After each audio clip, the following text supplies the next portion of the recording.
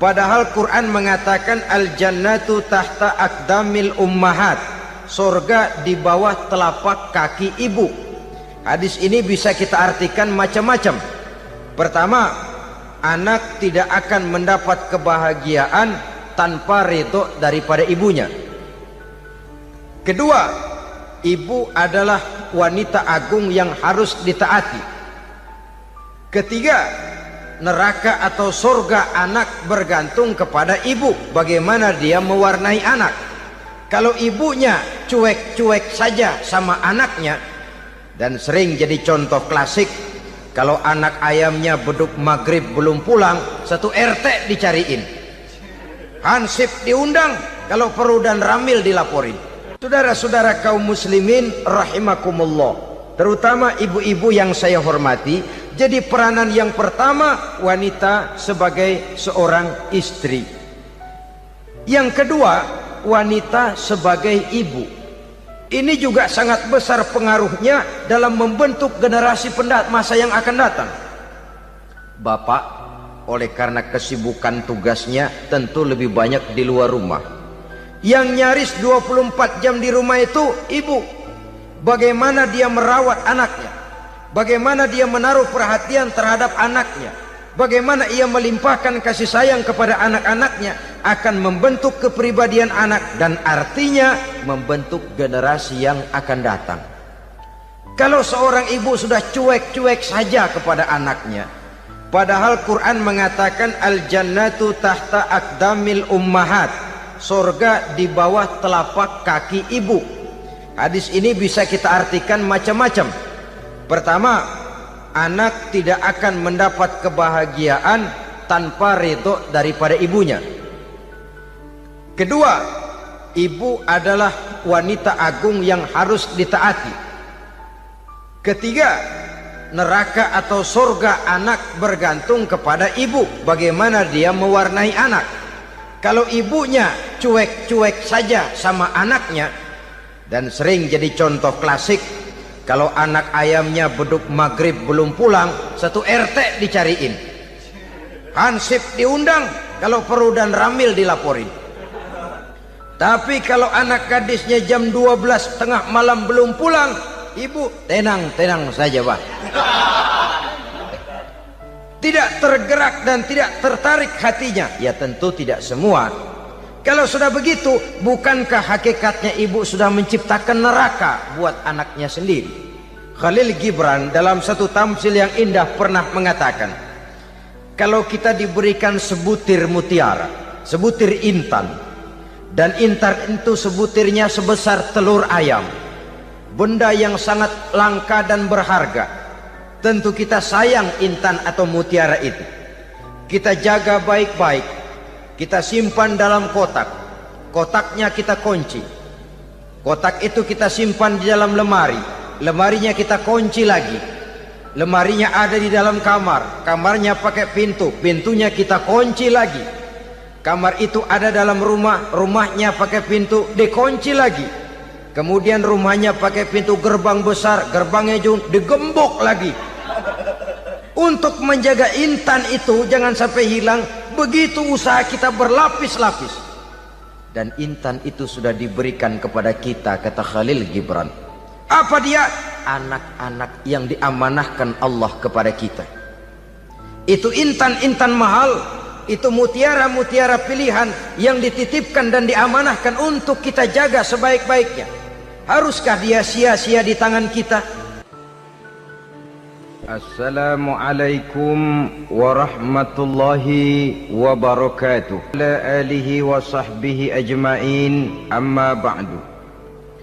Saudara-saudara kaum muslimin rahimakumullah, salah satu dari misi Islam ialah mengangkat harkat dan martabat manusia yang sebelumnya dibedakan oleh warna kulit, oleh suku bangsa dan bahasa, seluruhnya diikat dengan satu akidah, menghilangkan perbedaan akibat warna kulit, suku bangsa dan bahasa. Termasuk dalam upaya itu betapa Islam telah mengangkat harkat dan martabat kaum wanita. Maka pada pertemuan kali ini kita akan membicarakan tentang peranan wanita sepanjang pandangan agama. Sebelum Islam datang, nasib perempuan nyaris hanya berputar di segitiga saja. Dapur, sumur, kasur. Kasur, sumur, dapur. Seolah-olah wanita terpaut dengan 3 itu tadi. Seolah-olah wanita tidak bisa berbuat lebih banyak daripada itu. Bahkan di tengah masyarakat jahiliyah, bayi perempuan mendatangkan aib sehingga mereka lalu dikubur hidup-hidup. Maka datang Islam dengan tegas mencanangkan satu revolusi yang mengangkat harkat dan martabat kaum wanita. Nabi bersabda, "An-nisa'u imadul bilad. Iza saluhat saluhal bilad, wa iza fasadat fasadal bilad." Wanita adalah tiang negara. Jikalau baik wanita, baiklah negara. Jikalau rusak wanita, hancurlah negara. Dalam berbagai ayat Al-Quranul Karim menjelaskan tentang wanita dan peranannya. Al-Quran bercerita tentang Siti Hawa. Al-Quran bercerita tentang anak perempuan Nabi Adam, Iklimah dan Labuda, yang menyebabkan Habil dan Qabil saling berbunuh-bunuhan. Al-Quran menceritakan bagaimana ibunya Nabi Musa mendapat wahyu untuk menghanyutkan anaknya di hilir sungai Nil. Al-Quran bercerita tentang Siti Maryam, ibu daripada Nabi Isa. Al-Quran bercerita tentang 2 putri Nabi Yusuf, yang akhirnya salah satunya menjadi istri daripada Nabi Musa. Pun Al-Quran bercerita tentang Ratu Balkis, seorang wanita yang menjadi penguasa di negeri Sabah, yang demikian besar pengaruhnya dan wawasannya. Dan banyak lagi Al-Quran menceritakan keadaan kaum wanita, sampai-sampai dalam Al-Quran ada satu surah yang dinamakan surah An-Nisa. Ini seluruhnya berarti bahwa Al-Quran telah menempatkan kaum wanita dalam satu posisi yang mulia dan terpuji. Al-Quran memberikan emansipasi, bahwa wanita berhak mengejar kemajuan sebagaimana halnya kaum laki-laki. Tetapi sungguh pun demikian, Al-Quran tetap memberikan batasan-batasan sepanjang emansipasi itu tidak bertentangan dengan kodrat kewanitaan itu sendiri. Kalau persamaan dan kemajuan, kalau emansipasi dan hak asasi sudah tidak sesuai lagi dengan kodrat kewanitaan, pada akhirnya bukan mengangkat harkat dan martabat kaum wanita, justru malah merendahkan derajat dan martabat kaum wanita itu sendiri. Seperti sebagian besar wanita ini, mereka berteriak menuntut tentang persamaan hak, tapi mereka melupa apa batasan daripada persamaan hak itu sendiri. Sesungguhnya Islam dengan segala konsepsinya yang mengangkat martabat kaum wanita itu memberikan keleluasaan kepada kaum wanita untuk maju bersama laki-laki sepanjang tidak menginjak-injak kodrat kewanitaan itu sendiri. Kalau sudah sampai kepada menginjak kodrat kewanitaan, maka akan merendahkan martabat kaum wanita. Sebab apa? Secara fisik dan psikis, agaknya memang laki-laki sudah ditakdirkan oleh Allah untuk menjadi pembimbing bagi kaum wanita. Walaupun tidak tertutup kemungkinan wanita tampil sebagai pemimpin, tetapi dari segi fisik biologis misalnya, laki-laki itu diciptakan kekar, kuat untuk memikul dan melaksanakan tugas-tugas yang berat. Sedangkan perempuan pada umumnya adalah lembut, ayu, lemot, denok, geboy, dan lain sebagainya. Maka kalau kita baca sejarah, Allah itu belum pernah mengutus rasul perempuan. Semua rasul laki-laki. Sebab apa? Secara fisik biologis tugas kerasulan lebih dimungkinkan oleh seorang laki-laki. Tugas rasul itu berat.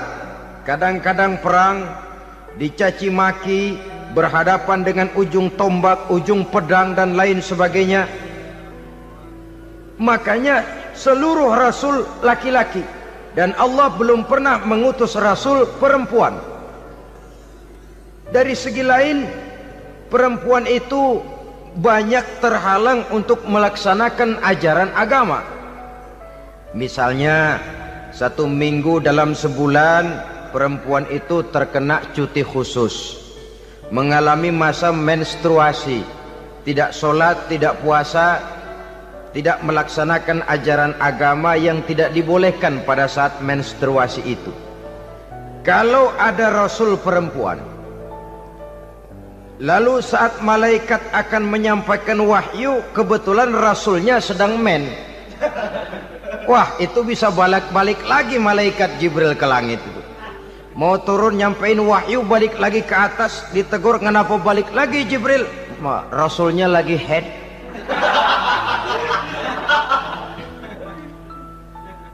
Atau pada saat agama dalam bahaya, agama dalam hinaan, agama dalam ancaman, rasulnya perempuan kebetulan sedang hamil besar. Apa lalu perang ditunda? Pengumuman perang ditunda saja sampai rasul melahirkan. Tentu lebih tidak mungkin lagi. Secara fisik biologis laki-laki lebih memungkinkan untuk melaksanakan tugas kerasulan ini. Maka seluruh rasul yang diutus Allah adalah laki-laki. Saudara hadirin yang saya muliakan, sungguh pun demikian, Islam itu mengangkat martabat wanita sedemikian tinggi sebagai tiang negara yang menentukan jatuh dan bangunnya negara, yang ikut mewarnai bahkan menjadi warnanya suatu negara. Walaupun peranannya memang tidak begitu kelihatan, tapi sesungguhnya amat sangat menentukan. Oleh karenanya, secara umum emansipasi yang digariskan oleh Islam, emansipasi yang tidak bertentangan dengan kodrat kewanitaan di berbagai aspek kehidupan. Kalau sekarang emansipasi ini kelihatannya sudah salah pasang, salah kaprah. Bahkan belum lama kita menyaksikan bagaimana ada binaragawati. Di zaman sekarang perempuan sudah mulai angkat besi. Saya mulai mikir kalau perempuan sudah pada angkat besi, ini sudah tanda suaminya udah dekat dibanting-bantingin ini. Tahun-tahun mendatang mungkin akan menyusul perempuan mulai narik becak.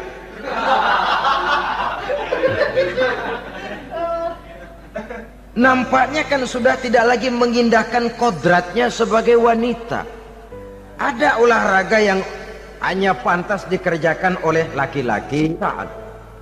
Oleh karena itu pada kesempatan ini kita akan mencoba melihat peranan wanita dari berbagai dimensinya. Yang pertama, peranan wanita sebagai istri. Adalah Rasul memilih istri pertamanya Sayyidatuna Khadijah radhiyallahu anha.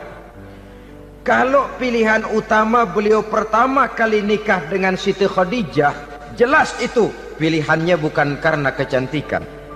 Kenapa? Beliau nikahi Siti Khadijah dalam usia 40 tahun Khadijah dan 25 tahun Rasul.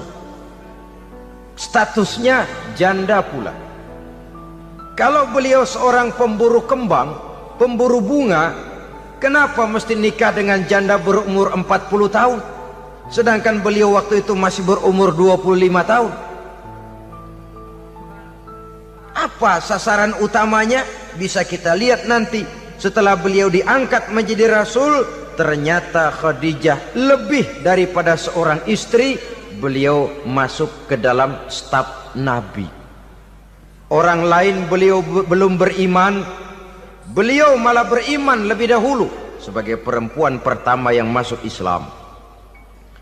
Orang lain memusuhi Nabi, beliau malah mengorbankan hartanya untuk membantu perjuangan Nabi. Istri setia semacam ini, dengan peranannya sebagai istri yang sedemikian rupa, memberikan andil yang sangat besar bagi kesuksesan dan keberhasilan seorang suami. Sebaliknya, seorang istri bisa mempengaruhi suaminya. Seorang suami yang jujur, polos, lugu, sederhana bisa jadi koruptor ulung kalau didorong-dorong oleh istrinya. Seorang istri Pak Lurah memang tidak ikut mengatur kelurahan, tapi dia bisa mewarnai suaminya. Seorang istri gubernur memang tidak ikut mengatur provinsi, tapi dia bisa mewarnai suaminya. Sepanjang warnanya positif, tentu sangat baik dan sangat diharapkan. Tetapi kalau warnanya negatif, kiamatlah akibatnya umat ini. Oleh sebab itu, peran pertama dari kaum wanita sesungguhnya adalah sebagai istri yang mendampingi suami untuk mengolah dan melaksanakan tugas-tugas besar. Dari seorang yang paling kecil sampai kepada seorang yang punya jabatan paling tinggi sekalipun, pengaruh dan peranan istri memang sangat menentukan. Saudara hadirin kaum muslimin rahimakumullah, itulah sebabnya Nabi menikah dengan Siti Khadijah. Dan lebih dari itu, sebelum menikah dengan Nabi, Siti Khadijah itu sudah terkenal sebagai pengusaha wanita, business girl kalau bahasa sekarang ini. Bahkan jaringan bisnisnya tidak hanya Mekah saja, tidak hanya antar kota, bahkan sudah antar negara, dari Mekah ke Syam, dari Mekah ke Madinah dan lain sebagainya, yang bahkan kita tahu Rasul pada mulanya pun ikut membantu perdagangannya Siti Khadijah radhiyallahu anha ini. Jadi kalau bercermin dari karier Siti Khadijah, boleh saja wanita bergerak di bidang bisnis, asal memang profesi, bukan karena dengan senjata dan modal kecantikan lalu membujuk dan merayu orang sampai telap sehingga bisnisnya berjalan lancar dengan jalan menjual kecantikannya. Tidak, bergerak di bidang bisnis yang memang profesinya di situ. Tidak ada salahnya. Bisa saja perempuan menjadi business girl seperti yang dicontohkan oleh Siti Khadijah radhiyallahu anha ini. Sebab itu, kontes-kontesan yang hanya bertitik kepada rupa yang ayu saja, rupa yang cantik saja, sesungguhnya bukan hanya tidak bermanfaat, tapi saya pikir juga sangat tidak mendidik. Yang mengajar anak-anak remaja putri kita untuk berlomba-lomba hidup dalam kepalsuan. Alis mata palsu, hidung pesek dimancungin palsu, operasi plastik. Alis matanya dikerik, bikin yang palsu. Tai lalat lagi bikin yang palsu. Gincu bibir dimerahin, palsu. Seluruhnya hidup dalam kepalsuan. Akan lebih baik kalau kita ini misalnya mengadakan kontes yang menitik beratkan kepada ketinggian IQ, kecerdasan, kemampuan, skill, keahlian dan kemampuan. Tidak hanya dititik beratkan kepada rupa yang ayu dan cantik semata-mata. Sebab di samping manfaatnya diragukan, juga sangat tidak mendidik buat generasi yang akan datang. Terutama ibu-ibu, peran utama wanita sesungguhnya adalah sebagai istri mendampingi suami dalam melaksanakan tugas-tugas besar. Satu hari, serombongan ibu-ibu pernah datang menghadap Rasul mengajukan satu resolusi. Protes kalau bahasa kita sekarang. Ya Rasul, ada apa bu? Kalau laki-laki sih enak. Enak bagaimana? Iya, kalau orang laki-laki sholat, perempuan sholat. Laki-laki puasa, perempuan puasa. Laki-laki pergi haji, perempuan pergi haji. Laki-laki menuntut ilmu, perempuan bisa menuntut ilmu. Tapi kalau laki-laki pergi jihad, perang membela agama, kami perempuan tidak bisa ikut jihad perang di medan pertempuran. Padahal pahala jihad sangat besar dan kami ingin mendapat pahala jihad. Tidak adil kalau begini ya Rasul, izinkan kami pergi jihad. Ini perempuan di zaman Rasul, kalau ada kebaikan tidak bisa ikut, rasanya rugi bukan main, lalu protes. Apa jawab Rasul? Beliau senyum. Ibu-ibu jangan khawatir, walaupun ibu-ibu tidak maju ke medan perang, ada ibadah yang pahalanya sama dengan pahala jihad itu. Apa ya Rasul? Beliau menjawab, jihadukunna fi baitikunna. Jihadnya ibu-ibu, jihadnya kaum wanita adalah di rumah tangganya sebagai istri. Memasak makanan suaminya, mencuci pakaian istrinya, mengasuh, merawat dan membesarkan anak-anaknya, itu seluruhnya bagian daripada ibadah yang pahalanya tidak kurang dengan pahala jihad. Kenapa? Al-Quran itu memberikan sesuatu sesuai dengan kedudukannya. Kalau perempuan pergi perang jihad membela agama, musuhnya laki semua, kayak apa perangnya? Itu musuhnya bisa nggak mau pakai pedang, perangnya udah gulat aja udah. Sehingga Rasul lalu memberikan satu jalan keluar yang membuat wanita-wanita itu lega. Jihadukunna fi baitikunna. Ibu-ibu sih tidak usah khawatir, jihad ibu adalah di rumah tangga ibu-ibu semua. Sejak bangun tidur sampai tidur kembali, nyaris kaum ibu itu 24 jam pekerjaannya. Sebagai istri, dia melaksanakan jihad di rumah tangganya.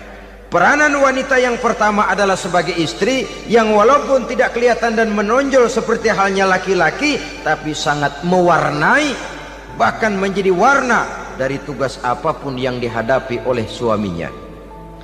Dulu ada seorang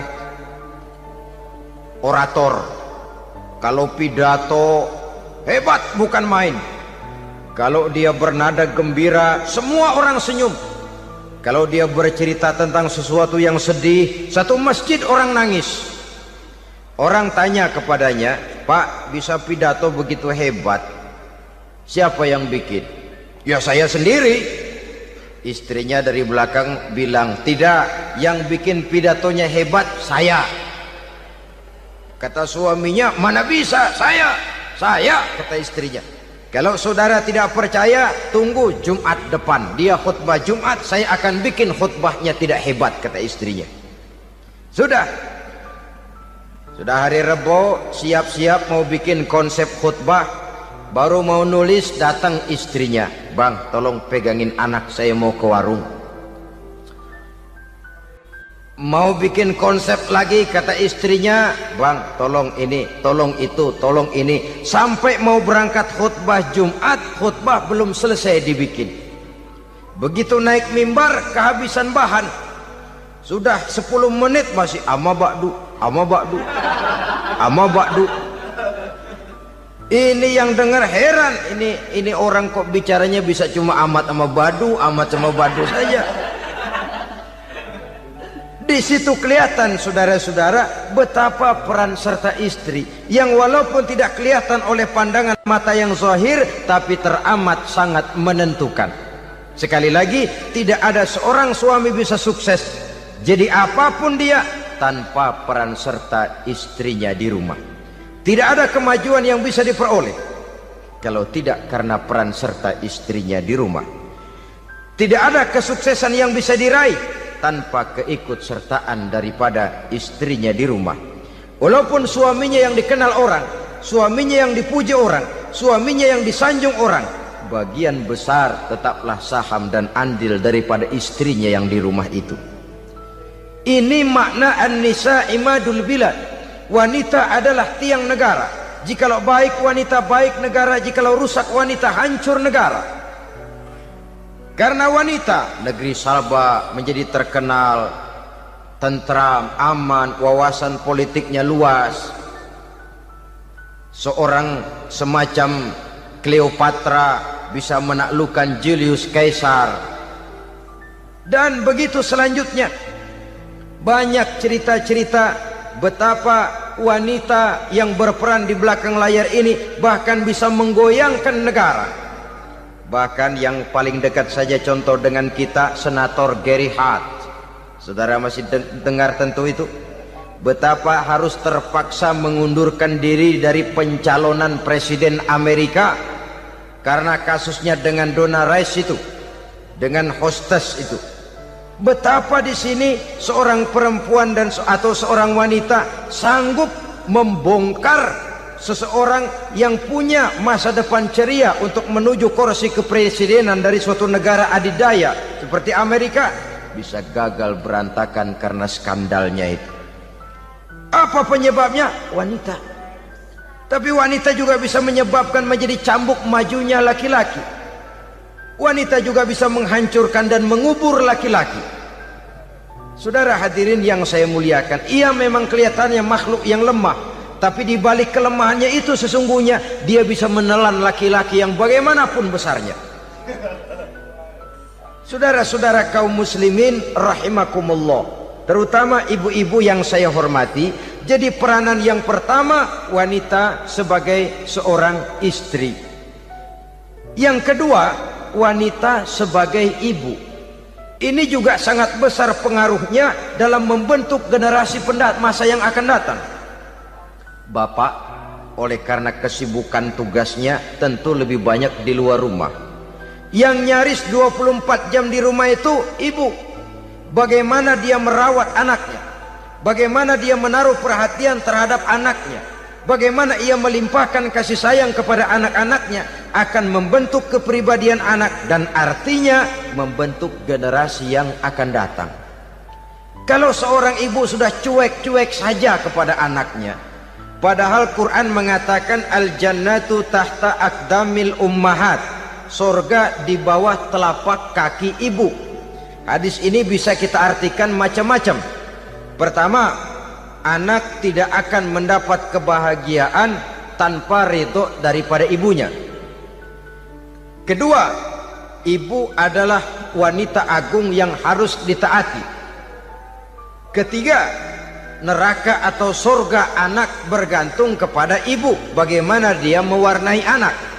Kalau ibunya cuek-cuek saja sama anaknya, dan sering jadi contoh klasik, kalau anak ayamnya beduk maghrib belum pulang, satu RT dicariin, hansip diundang, kalau perlu dan ramil dilaporin.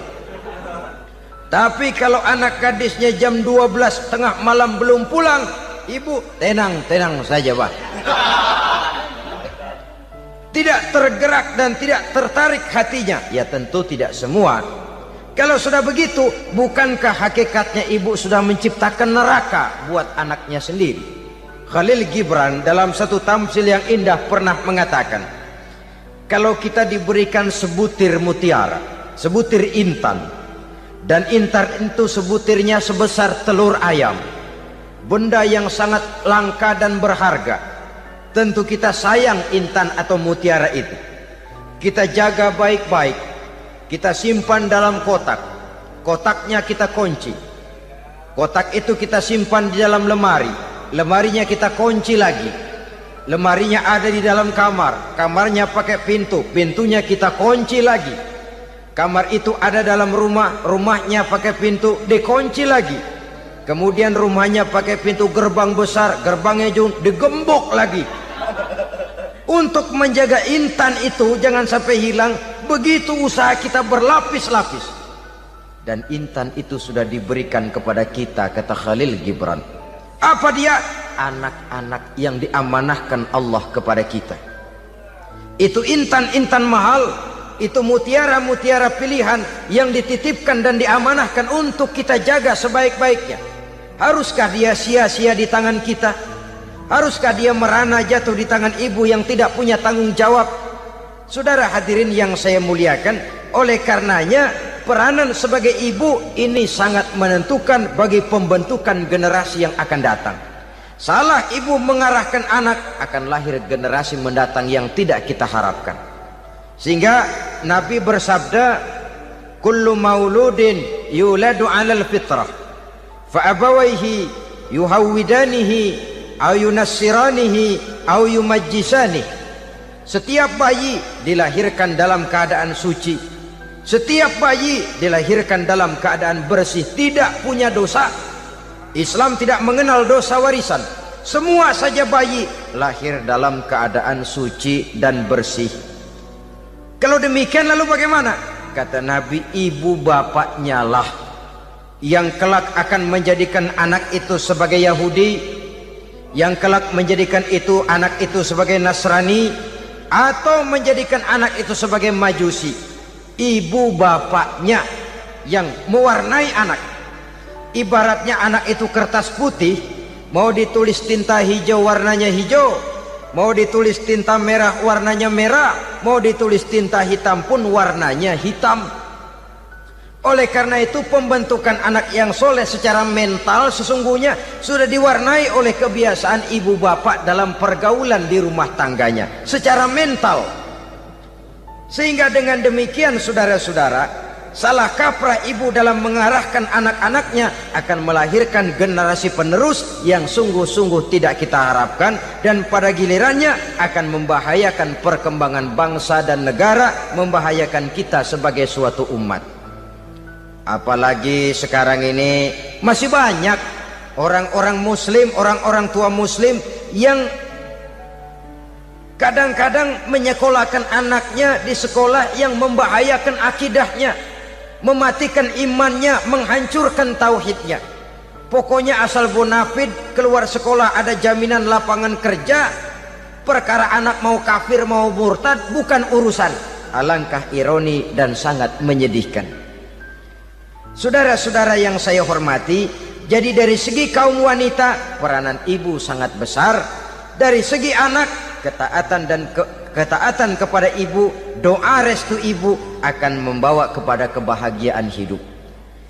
Doa ibu mustajabah, kutukan ibu manjur. Beberapa hikayat dan riwayat menjadi contoh dan tamsil buat kita betapa tidak ada satu kebahagiaan di dunia ini yang bisa ditegakkan tanpa doa restu daripada ibu. Pantas kalau dalam Al-Quran ada ummul kitab, ibunya atau induknya kitab. Tiap negara punya ibu kota, bapak kota tidak ada.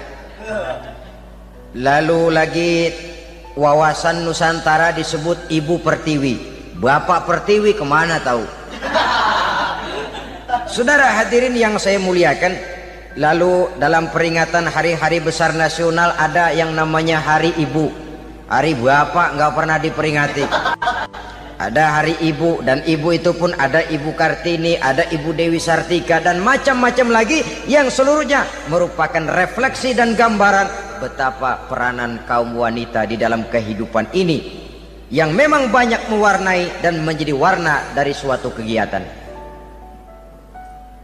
Saudara-saudara kaum muslimin rahimakumullah, apabila yang pertama tadi kita melihat peranan kaum wanita sebagai istri, betapa ia berpengaruh besar dalam ikut menunjang keberhasilan dan kesuksesan suaminya.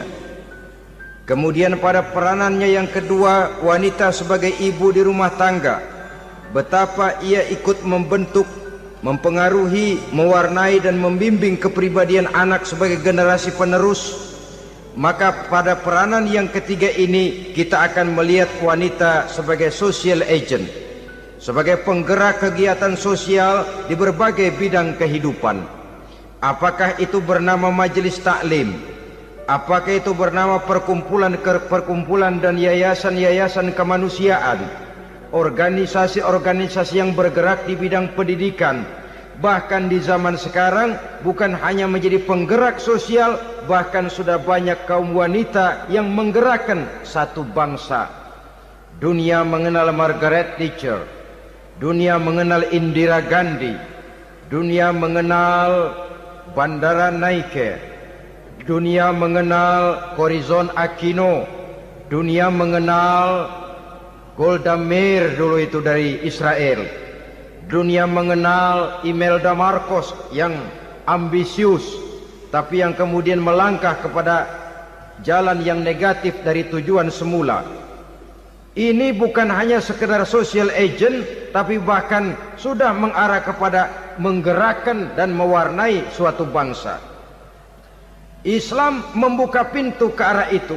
Wanita duduk dan berfungsi sebagai social agent, mengurus berbagai macam perkumpulan yang bertujuan kepada kebajikan, menyantuni yatim piatu, memelihara kesehatan, menyayangi binatang, memelihara kelestarian lingkungan dan lain sebagainya. Islam membukakan pintu sepanjang peranan sebagai istri dan sebagai ibu tidak diabaikan. Ini sebab yang utama. Salah seorang perempuan, kaum wanita, kalau terlalu aktif berorganisasi, terlalu aktif bermasyarakat, terlalu aktif dalam berbagai macam perkumpulan, lalu melupakan tugas utamanya sebagai istri dari suaminya, sebagai ibu dari anak-anaknya. Ibu asik rapat sana rapat sini, anak tidak pernah diajak rapat. Akhirnya si anak bikin perkumpulan sendiri, rapat menurut versi mereka, sehingga akibatnya yang timbul anak merasa kurang diperhatikan oleh ibunya. Ngaji bagus, tapi kalau sepanjang hari ngaji saja, suami pulang mau makan tidak ada makanan, mau berganti pakaian belum lagi diteriska pakaiannya, tentu ini melupakan fungsi yang utama. Kegiatan sosial, kegiatan di organisasi adalah jadwal kegiatan setelah fungsi sebagai istri dari suami, sebagai ibu dari anak-anak dilaksanakan dengan sebaik-baiknya. Bukan tidak baik ngaji, kalau dari ngaji ke ngaji saja. Bangun tidur ngaji, jam 7 ngaji, berangkat jam 11, sholat zuhur berangkat ngaji lagi, pulang sore, malam ngaji lagi. Suami tidak terurus, anak-anak pun terbengkalai, rusaklah rumah tangga. Dan bukankah satu bangsa terdiri dari satu tatanan masyarakat, dan tatanan masyarakat yang paling kecil bernama keluarga. Keluarga merupakan unit dari masyarakat, unit yang terkecil, dan keluarga terdiri dari pribadi-pribadi yang merupakan bapak, ibu, dan anak-anak. Sehingga masyarakat bangsa yang baik terdiri dari masyarakat yang baik. Masyarakat yang baik tersusun dari keluarga-keluarga yang baik, dan keluarga yang baik akan muncul dari pribadi dan individu yang baik. Pribadi dan individu yang baik yang sadar mana kewajiban yang primer, mana kewajiban yang sekunder. Sebagai social agent, dia lalu mawas diri dengan tetap mempertimbangkan kodrat kewanitaannya itu tadi. Saya ikut prihatin kalau ada perempuan main sepak bola. Dan saya yakin betul kalau perempuan main sepak bola, yang nonton pasti bukan nonton bola. Ya mungkin bola juga, tapi bola yang mana? Itu wallahu a'lam. Ya dicari olahraga yang sesuai dengan kodrat kewanitaan begitu. Dicarilah olahraga yang sesuai dengan kodrat kewanitaan. Sepak bola sudah maju, ya belakangan saya katakan tadi muncul lagi wanita angkat besi. Belakangan bisa kita bayangkan wanita main tinju. Babak belur sudah kalau sudah begitu. Kemajuan dengan melupakan kodrat kewanitaan akan menyengsarakan kaum wanita itu sendiri. Silahkan maju menjadi social agent, menjadi penggerak di masyarakat. Para istri Rasul bisa kita jadikan satu figur. Siti Khadijah, figur sebagai istri pendamping yang setia. Dikala suaminya bingung, ia tampil memberikan pandangan. Dikala suaminya bingung, ia memberikan tanggapan. Dikala suaminya dimusuhi orang, ia menampakkan kesetiaannya. Kau tidak sendiri bang, aku di sisimu. Dikala jiwanya gelisah ketika pertama kali menerima wahyu berhadapan dengan malaikat Jibril, Khadijah yang menghibur. Kalla ma yukhzikallahu abada. Tidak apa-apa bang, Allah tidak akan menyusahkan kau untuk selamanya. Tenang sajalah, tenang. Abang orang baik-baik, Allah tidak akan menyengsarakan abang. Peran sebagai istri. Dan Rasul mantap, sehingga bertahun setelah Khadijah wafat selalu terkenang dan dikenang oleh Rasul. Pernah satu saat beliau itu seperti orang melamun. Aisyah tanya, kok seperti ngelamun bang? Iya kata Rasul, saya seperti mendengar suara terompahnya Khadijah di surga. Padahal Khadijah sudah lama wafat. Aisyah mendengar itu rada sedikit manyun. Kata Aisyah, bang cukup sekali ini saja, jangan sebut-sebut lagi nama itu ya. Cemburu rupanya. Ya soal cemburu sih nggak bini Nabi, nggak bini kita, namanya cemburu. Perempuan mesti ada. Apa jawab Rasul? Ya Humairah, Aisyah, haruskah saya melupakan seseorang yang dikala orang lain memusuhi saya, dia mati-matian membela saya.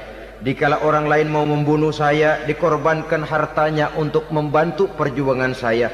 Mestikah saya melupakan orang yang begitu baik? Tidak, Aisyah. Sepanjang nafas masih ada, sepanjang itu saya tidak akan bisa melupakan Khadijah sayang. Peran sebagai istri Khadijah ini, peran sebagai istri. Suaminya bingung, istrinya memberikan hiburan. Kadang kan tidak, suami bingung, istri bingungan lagi. Ya sudah, mari ramai-ramai kita bingung sudah. Bukan mencari jalan keluar, yang sudah bingung malah ditambahin bingung lagi. Saudara hadirin yang saya hormati, lalu figur Siti Aisyah, muda, cantik, kreatif, cerdas. Kalau bahasa sekarang barangkali wanita karier ini. Ini figur-figur loh. Jadi punya keistimewaan masing-masing, sehingga ada pilihan. Ya tentu orang mencari istri itu kan karena ada dasar pilihan. Mungkin rupanya kurang menarik tapi akhlaknya bagus.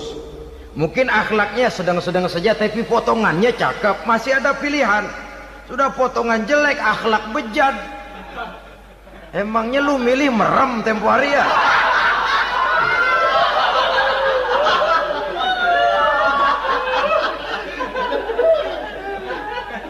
Sudah nggak ada pilihan apa-apa.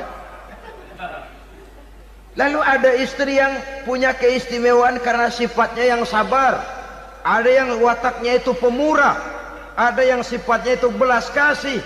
Pendeknya, dari istri-istri Rasul kita bisa menemukan figur-figur wanita teladan. Sehingga keliru kalau kaum orientalis barat mengatakan Rasulullah itu katanya sesungguhnya adalah seorang seks maniak, istrinya banyak. Oh ini memang bajingan ini orientalis ini.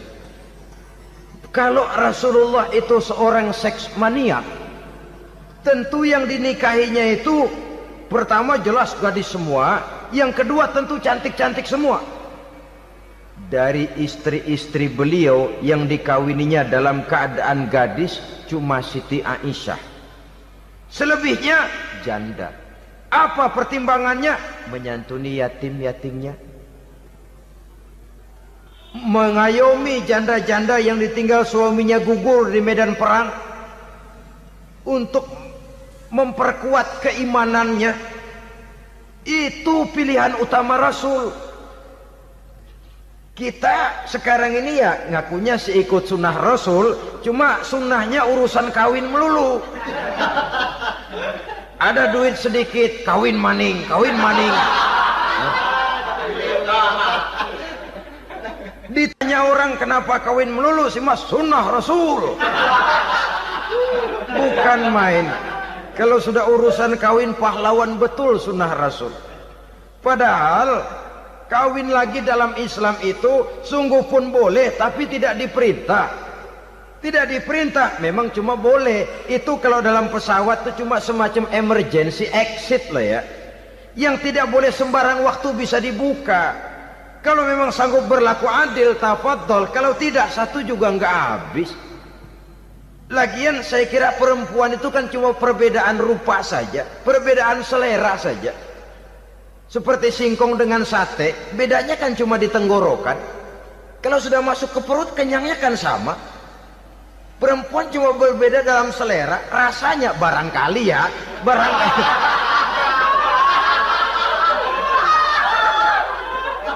Barangkali tidak jauh beda. Saudara hadirin, nah Islam ini mengatur lewat pintu yang dinamakan nikah itu tadi, sehingga dengan demikian bisa dinikmati secara tenang, tentram. Tidak usah manusia ya, kucing saja, coba lihat kucing. Kalau ikan dia boleh nyolong, kucing itu boleh curi, makannya nggak tenang kucing. Coba lihat ini, asal dia nyolong ikan, makannya juga mindik-mindik, matanya nengok kiri nengok kanan, ada sedikit gerusak kabur. Secara nalurinya kucing tahu kalau ini ikan curian, makannya nggak tenang dia. Tapi kalau ikan kita kasih, kucing anteng, geledek juga nyamber, manteng aja dia. Nalurinya mengatakan ini ikan dikasih sama yang punya, tenang dia. Saudara hadirin yang saya hormati, orang juga gitu. Kalau hubungan suami istrinya sudah sah, diikat dengan akad nikah, tenang, anteng, nggak gerasak gerusuk, nggak kayak diuber-uber maling, anteng aja. Dan yang ngintip juga gua cuek aja udah. Biarin aja dia ngintip, capek sendirilah.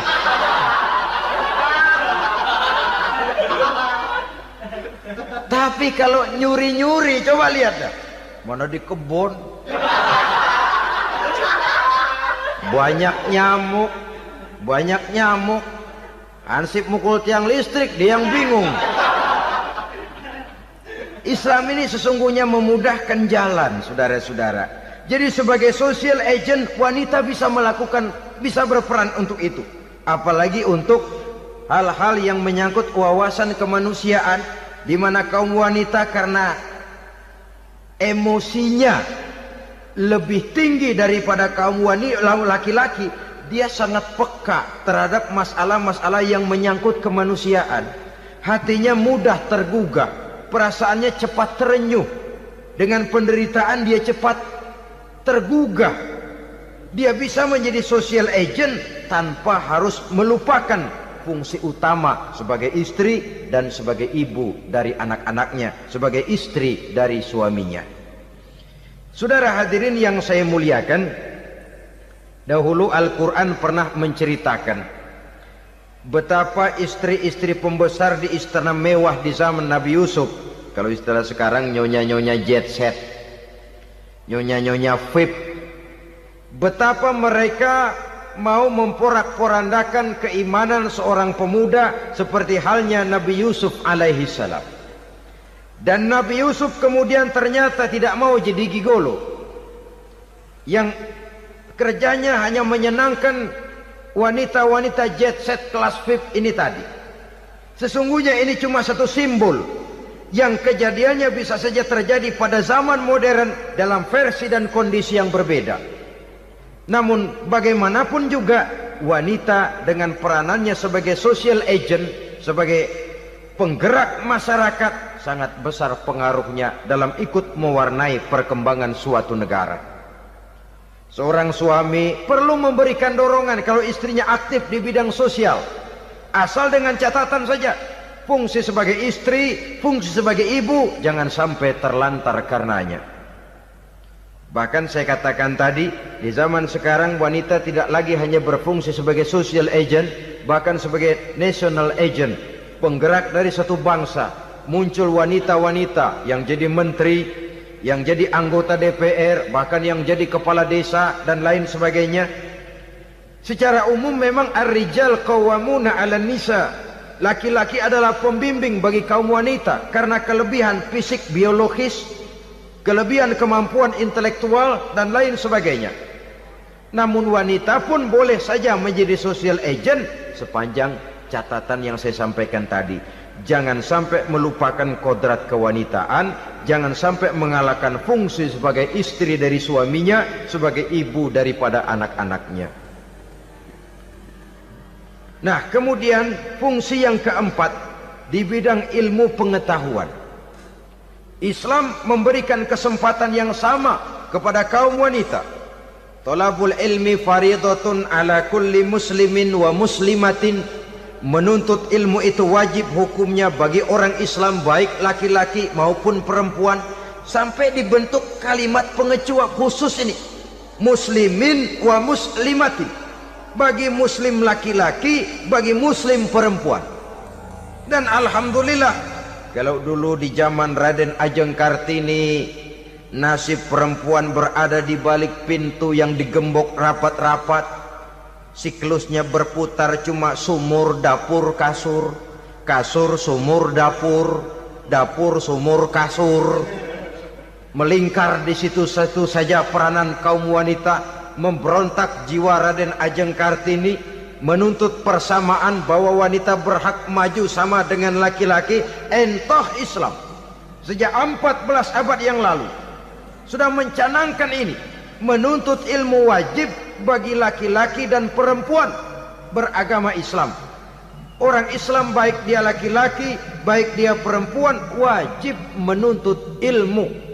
Ilmu dalam artian umum, tidak hanya sekedar fikih tauhidnya, ya di bidang kedokteran, di bidang teknik, di bidang hukum dan lain sebagainya. Ini yang perlu dibanggakan. Kalau perlu, ini yang perlu diadakan kontes. Kontes IQ. Wanita yang paling berprestasi di bidang ilmiah, wanita yang punya prestasi di bidang menjaga kelestarian lingkungan hidup, wanita yang punya prestasi menggerakkan sosial, menyantuni yatim piatu, memelihara kesehatan. Adakan kontes macam itu untuk mendorong. Ini enggak, kalau kontes yang diukur betis, bibir, pinggul, payudara, lubang hidung, ukur sekalian kita. Apa manfaatnya dan apa unsur pendidikan yang ada di dalamnya? Tidak menguntungkan, tidak mendidik, dan tidak membawa manfaat.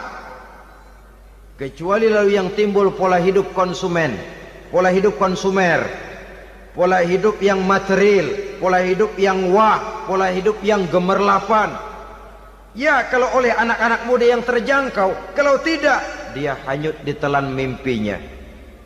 Dia ingin bergaya hidup jet set, sementara dia dihadapkan oleh kenyataan bahwa dia tinggal di kampung, ibu bapaknya orang kampung, dan lain sebagainya. Jiwanya berontak, terjadilah kegalauan, terjadilah kerancuan, terjadilah komplikasi, perang di batin antara keinginannya dengan lingkungan nyata yang dihadapinya.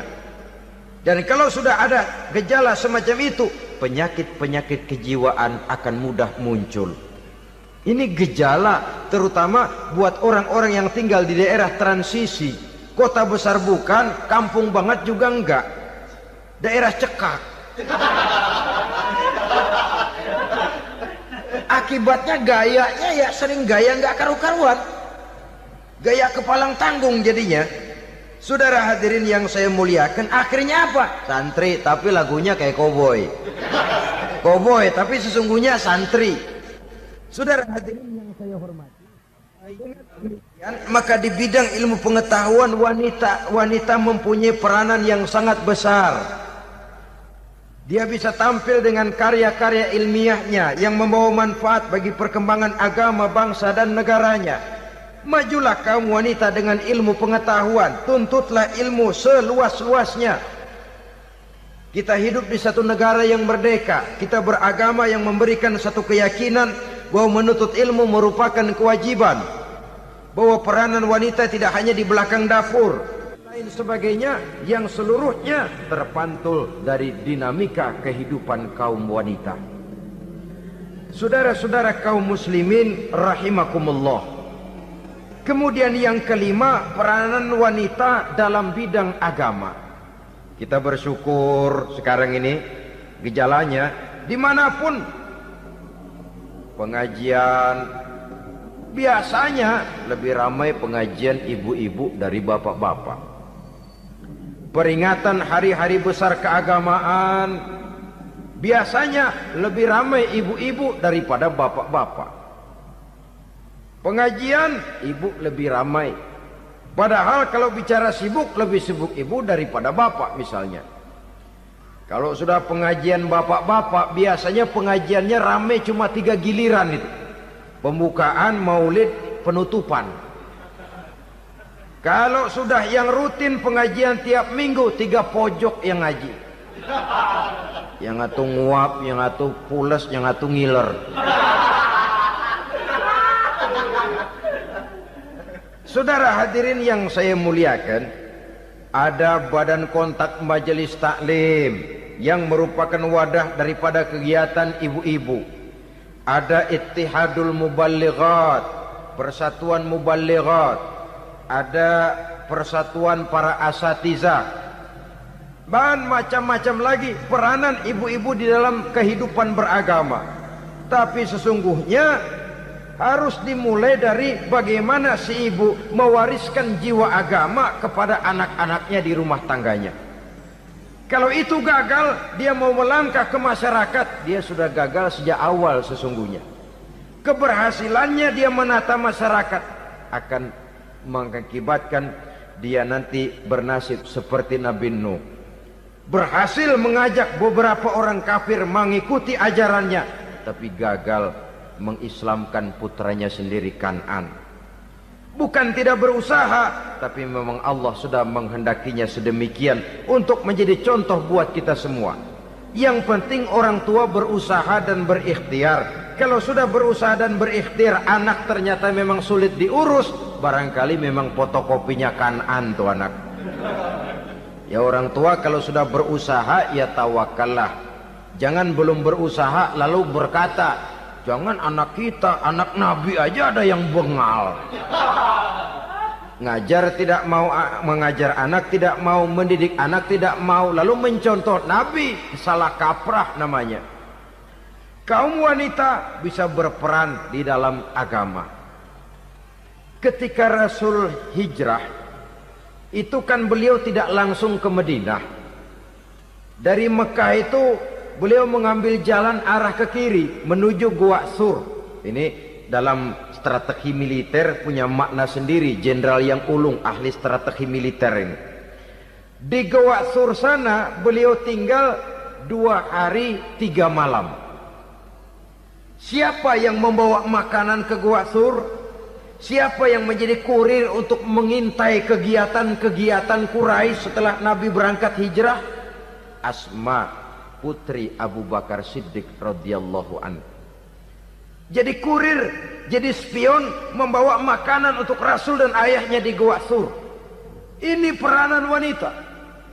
Di tengah bahaya, di tengah keadaan posisi terjepit, Rasul di dalam gua, diamatinya keadaan Quraisy, dilaporkannya kepada Rasul. Jasa seorang wanita bernama Asma, putri dari Abu Bakar Siddiq radhiyallahu anhu. Rabi'atul Adawiyah, seorang sayyidah sufiyah, ahli tasawuf yang terkenal dengan ajaran cintanya kepada Tuhan. Dia bisa menjadi tokoh wanita dalam gerakan sufi oleh karena kegiatannya di bidang agama, dalam arti mujahadahnya kepada Allah Subhanahu wa taala. Dia korbankan bagian besar daripada hidupnya untuk mengabdi kepada Allah. Setelah suaminya meninggal, seumur hidup dia tidak pernah nikah lagi. Bukan tidak cantik, cantik. Bukan tidak ada yang mau, banyak yang meminang. Bahkan diantaranya termasuk Sufyan Tsauri, seorang tokoh juga, pernah mencoba meminang beliau. Kata Sufyan, Rabi'ah, bagaimana? Kamu kan janda? Iya. Lalu, lah saya kan duda. Jadi bagaimana? Daripada kita masing-masing sendiri-sendiri kan lebih baik kita join. Maksud kamu apa? Saya mau meminang kamu. Boleh? Tapi mas kawinnya saya minta engkau jawab 4 pertanyaan saya. Kalau bisa, diri saya seutuhnya saya berikan kepada kamu. Kalau tidak, tidak usah saja. In ajabtani fi 4 masail fa ana laka. Kalau engkau sanggup menjawab 4 pertanyaan saya, seluruh diri saya bulat-bulat saya serahkan kepada kamu. Yang pertama, Sufyan, semua orang kan bakalan mati. Iya. Ya soal mati sih sama, mati. Cuma hakikat mati kan lain-lain. Ada yang matinya itu husnul khatimah. Mati baik di akhirnya. Lagi ngaji, mati. Lagi baca Quran, mati. Lagi sholat, mati. Lagi dengar ceramah, mati. Lagi sodakoh, mati. Itu mati-mati yang su'ul khatimah. Ada yang mati itu mati yang husnul khatimah, maksud saya. Ada mati itu yang disebut su'ul khatimah, jelek di penghujungnya. Lagi nyekek botol, mampus. Lagi banting kartu, plak plak, habis. lagi makan riba mati, lagi zina mati, lagi nipu mati. Kira-kira kalau saya nanti mati su'ul khotimah apa husnul khotimah? Loh, saya nggak tahu, kamu mati saja belum. Tidak bisa kamu jawab, tidak bisa. Yang kedua, setelah mati kita masuk ke alam kubur. Di kubur kita akan dapat nikmat kubur atau azab kubur. Hari itu kira-kira saya dapat nikmat apa dapat azab? Saya tidak tahu. Di padang mahsyar setelah ditimbang kita dapat kitab di tangan kanan kalau baik, di tangan kiri atau dari belakang kalau jahat. Hari itu saya dapat kitab di tangan kiri apa tangan kanan? Saya nggak tahu. Yang keempat, orang akan lewat di atas sirat. Yang selamat sampai surga, yang celaka sampai ke neraka. Kira-kira saya yang selamat apa yang celaka? Wah, kata Sofyan, gua nggak tahu, udah butak dah lempangan itu deh. Kalau kau tidak tahu Sofyan, tidak bisa jawab 4 pertanyaan ini, maaf saja, lamaranmu saya tolak dan saya tidak akan nikah. Ini yang saya khawatir. Maka dia terkenal sebagai Sayyidah Sufiyah, tokoh wanita dalam dunia sufi. Dan artinya wanita bisa berperan banyak dalam bidang agama, sebagai pengasuh majelis taklim, sebagai pengasuh yatim piatu, sebagai gerakan-gerakan keagamaan yang positif dan lain sebagainya. Ini dimungkinkan karena Islam menunjang harkat dan martabat kaum wanita. Maka majulah kaum wanita Islam Indonesia dengan tetap menjaga kodrat kewanitaannya. Inilah yang kita sampaikan pada kesempatan ini. Terima kasih atas segala perhatian. Mohon maaf atas segala kekurangan. Wassalamualaikum warahmatullahi wabarakatuh. Bapak-bapak, ibu-ibu, saudara-saudara kaum muslimin rahimakumullah.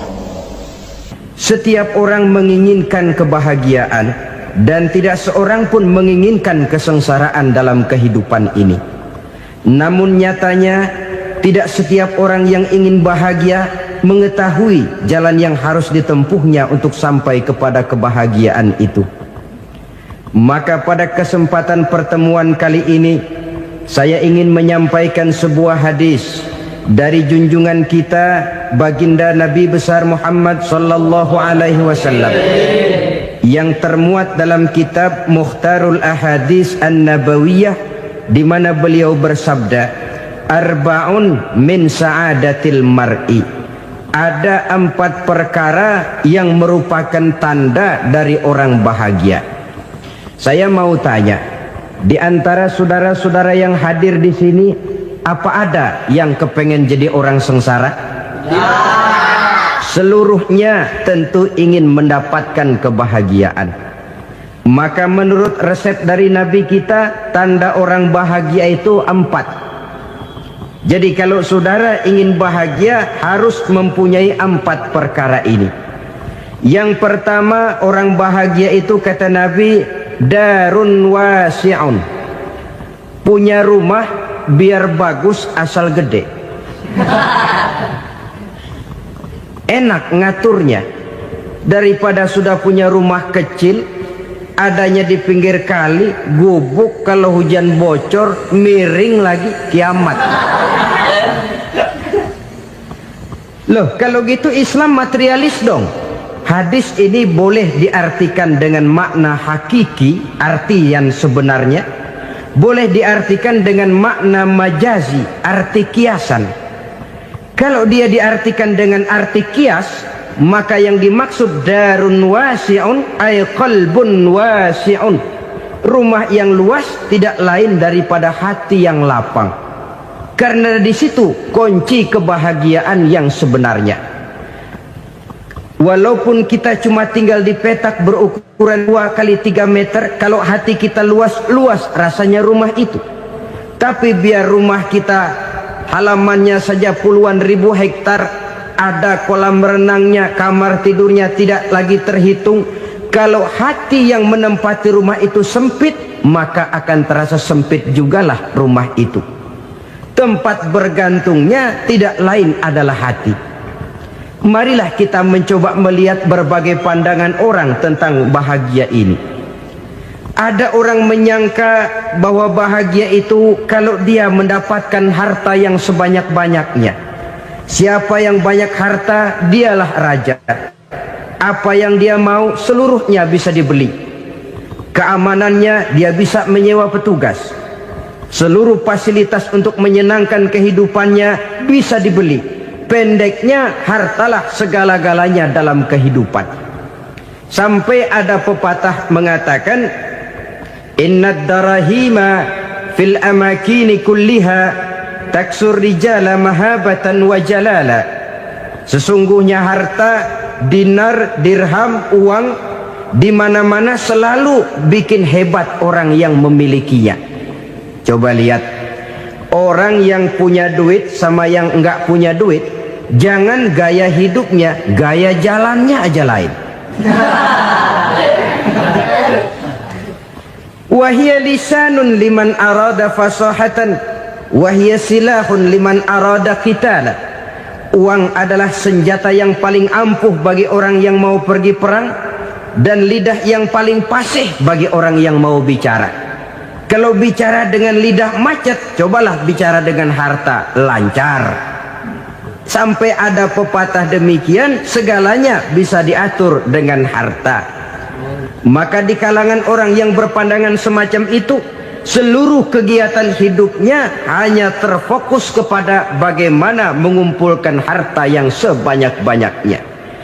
Tidak peduli halal haram, tidak kenal sore pagi siang dan malam, tidak sempat sujud, jauh dari agama, jauh dari kehidupan yang bersifat ruhaniyah, jauh dari Allah dan sebagainya.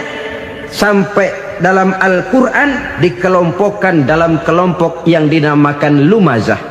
Allazi jama'a malahu wa addadah yahsabu anna malahu akhladah. Mereka mengumpul-ngumpulkan harta sebanyak-banyaknya dan menyangka bahwa harta yang banyak itu dapat mengekalkan hidupnya, mengekalkan kekayaannya, mengekalkan kebahagiaannya. Saudara hadirin yang berbahagia, kalau pandangan hidup ini benar, artinya kalau harta memang merupakan satu-satunya hal yang dapat membuat orang bahagia, tentu di rumah mewah tidak akan pernah ada tangis derita. Tentu di satu tempat di mana fasilitas hidup serba menunjang tidak ada yang namanya penderitaan. Tapi suka dan duka, sedih dan gembira, senyum dan tawa adalah milik setiap orang, baik dia punya harta maupun dia tidak punya harta. Nyatalah bahwa harta semata-mata bukan merupakan jaminan bahwa orang akan bahagia, walaupun tanpa harta orang sulit untuk bahagia. Saya mau cerita, ada orang super kaya, namanya Aristotle Onesimus, raja tanker Yunani. Dia punya kapal tanker saja konon sampai 11 banyaknya. Punya perusahaan penerbangan yang disebut Olympic Airlines. Punya hotel di berbagai kota besar di dunia ini, sejak dari New York, London, Paris, Rome dan sebagainya. Bahkan punya pulau yang dia namakan Pulau Scorpio. Ini kan namanya sudah kaya nggak tanggung-tanggung, punya pulau.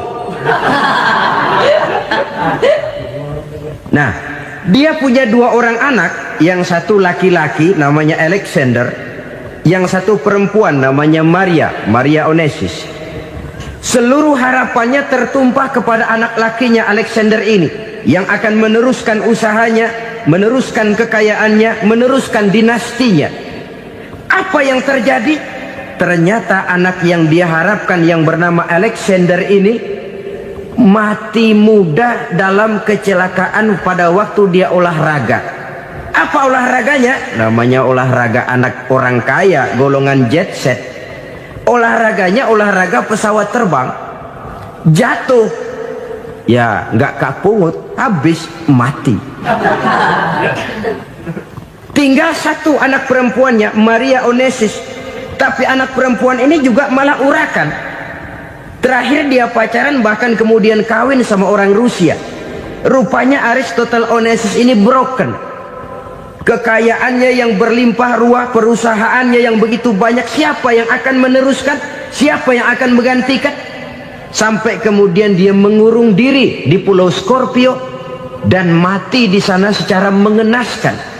Seorang multi jutawan, seorang yang super kaya, mati menyendiri di pulau sepi. Ibarat kata pepatah, anak ayam mati di lumbung. Bukan kekurangan makanan, keurugan makanan. Begitu kehidupan Aristotle Onassis. Dan banyak orang-orang yang sudah demikian kaya sampai dibingungkan oleh kekayaannya sendiri. Telusurilah kehidupan David Rockefeller misalnya, Henry Ford misalnya, Adnan Khashoggi misalnya. Multi jutawan yang kadang-kadang dibuat keder oleh kekayaannya sendiri. Pantas ketika Imam Ali ditawarkan orang, "Ya Ali, kalau kepadamu disuruh pilih ilmu atau harta, kau pilih mana?" Ya jelas pilih ilmu dong. Kenapa? Pertama, ilmu kalau kita berikan kepada orang lain tambah. Tapi harta kalau kita berikan kepada orang lain kurang. Saudara punya uang 10.000, dibagi orang 5.000, jelas uang saudara berkurang. Tapi saudara punya ilmu diberikan kepada orang lain bisa, saudara pun makin mantep. Tidak lantas jadi bodoh karena ngajarin orang. Saudara bisa Fatihah lalu mengajarkan orang Fatihah, orang bisa, saudara pun makin hafal. Tidak lantas setelah diajarin orang ilmunya hilang. Begitu datang dia minta orang, "Tolong ajarin saya Fatihah," udah habis, nggak ada.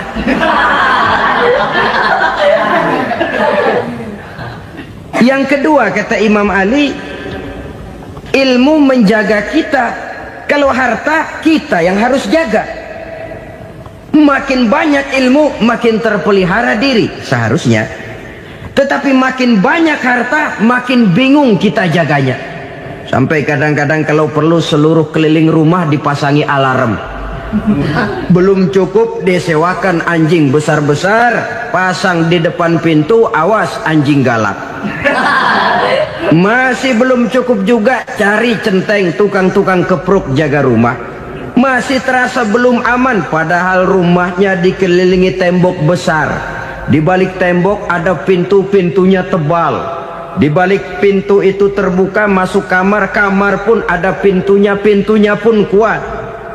Masuk ke dalam kamar ada lemari, lemarinya pun pintunya kuat, dikunci, kuncinya pun kuat.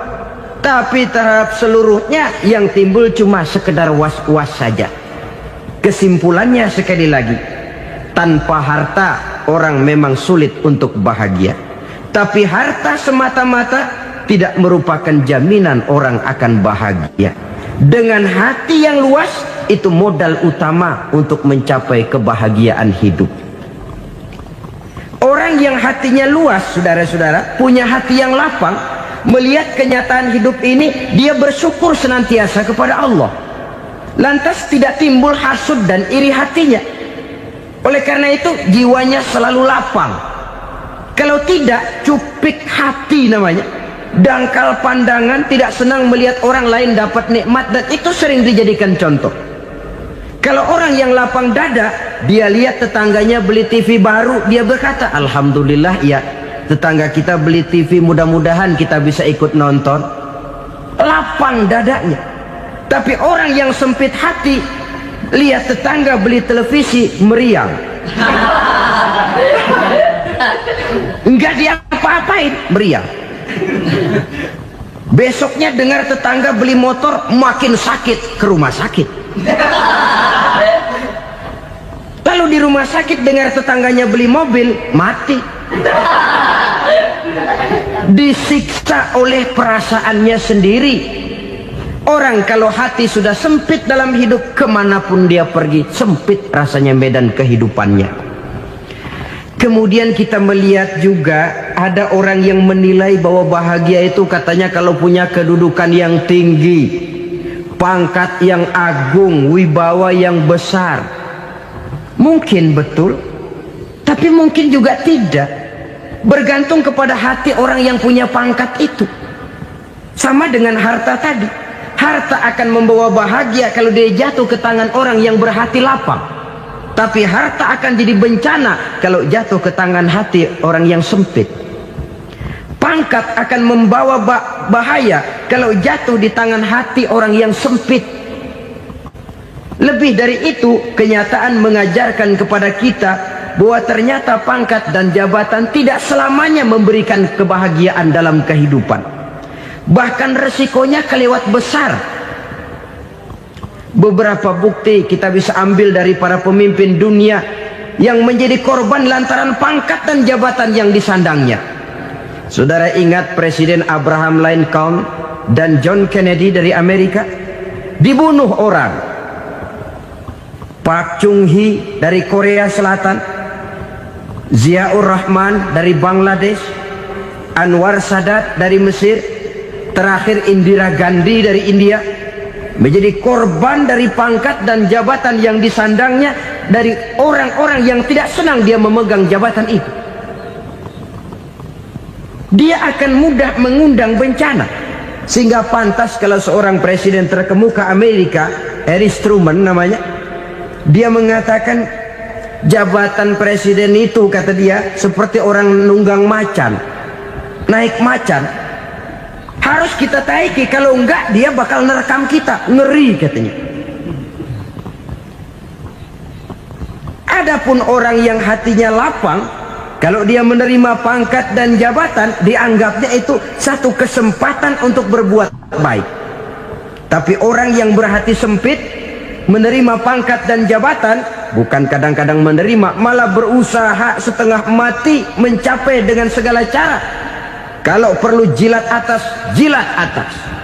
Jadi golongan sumuhun dawu. Jadi kelompok kulon nuwun, yes sir, yang kerjanya cuma oke bos. Kalau perlu jilat atas, jilat atas. Kalau perlu injak yang bawah, injak yang bawah. Perlu sikut kiri kanan, sikut kiri kanan. Yang penting pangkat dapat, jabatan dapat. Orang yang semacam ini, kalau sudah mempunyai pangkat dan jabatan, biasanya dia tidak menganggap itu sebagai amanah, tidak menganggap sebagai kesempatan berbuat baik, tapi malah kesempatan untuk memperturutkan hawa nafsunya yang dilatar belakangi oleh kesempitan hatinya tadi. Apalagi kalau orang memperoleh pangkat karena banyak mengeluarkan uang. Seakan-akan pangkat dan jabatan itu sekarang macam proyek, pakai tender. Siapa yang berani bayar segini, naik. Nggak berani, minggir.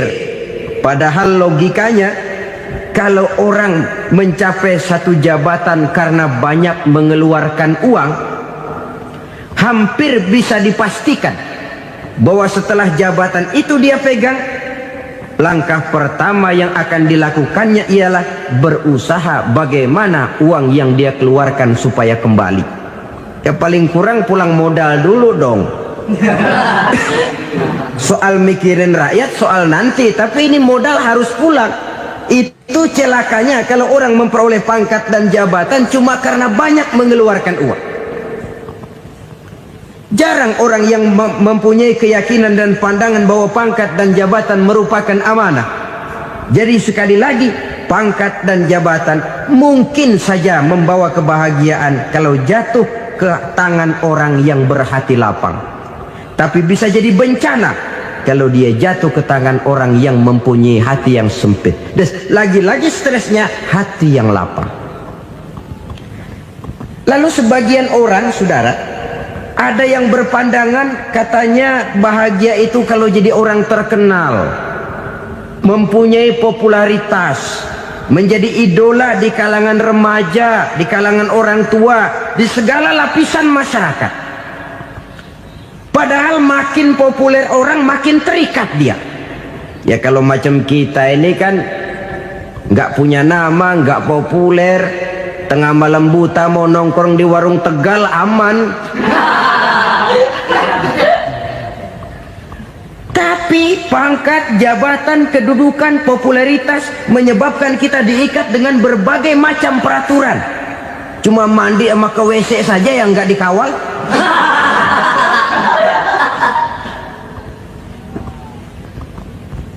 Benarkah popularitas, ketenaran membawa kebahagiaan? Mungkin, ya.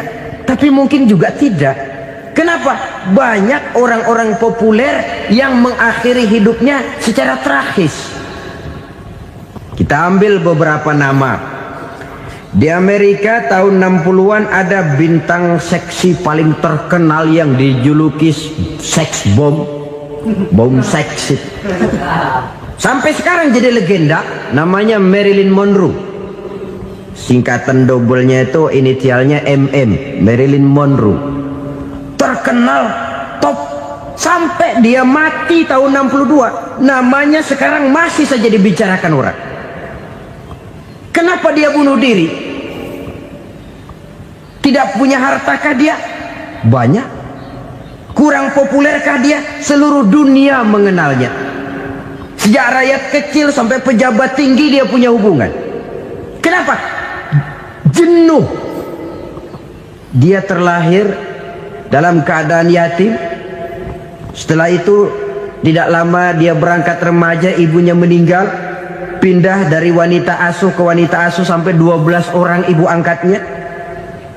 Dan kekecewaan yang paling parah, setiap laki-laki yang dekat dengannya hanya seperti kapal berlabuh. Datang dan pergi silih berganti. Padahal dia merindukan seseorang yang bisa melindungi hidupnya. Dia rindukan itu dan dia tidak pernah menemukan. Itu yang akhirnya menyebabkan dia minum pil tidur kelewat dosis. Minum obat tidur kebanyakan. Ya tidur terus sampai sekarang.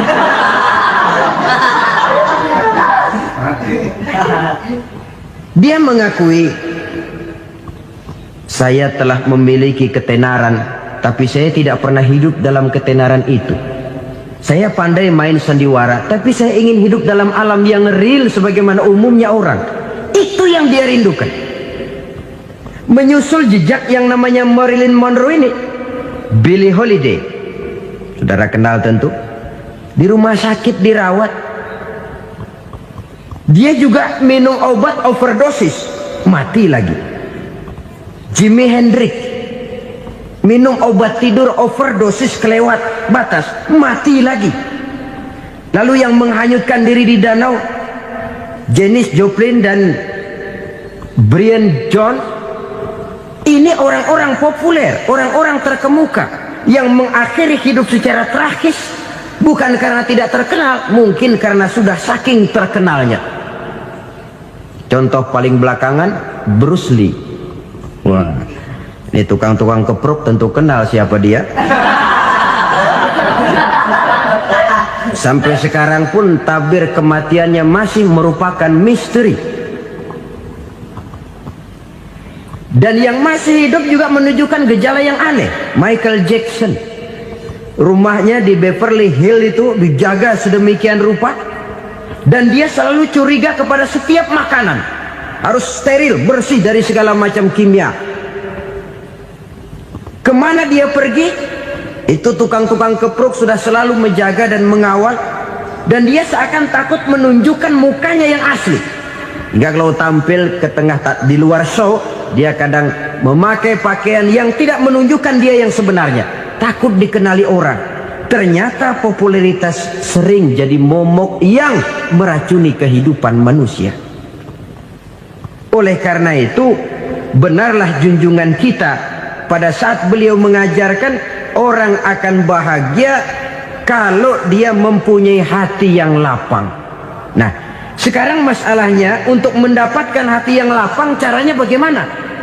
Kita kembali kepada konsep Quran. Allah mengajarkan, ala inna bizikrillahi tatmainnul qulub.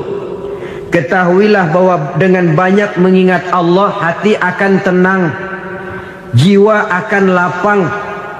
Dengan kata lain, dekat dengan agama, merasakan kehadiran Allah dekat dalam hidup. Itu muara pertama untuk mencapai hati yang lapang. Ala inna bizikrillahi tatmainnul qulub. Jangan macam orang sekarang ingin mendapatkan ketenangan lalu tapak di puncak gunung, di gua-gua, di tempat sepi. Iyalah kalau nggak ada ular. Kalau tergigit ular berbisa, ketenangan belum, mati jelas itu. Islam positif untuk mendapatkan ketenangan. Ala inna bizikrillahi tatmainnul qulubi. Bahwa ketahuilah bahwa dengan banyak mengingat Allah, hati akan tenang, jiwa akan lapang, nuansa pikiran akan luas.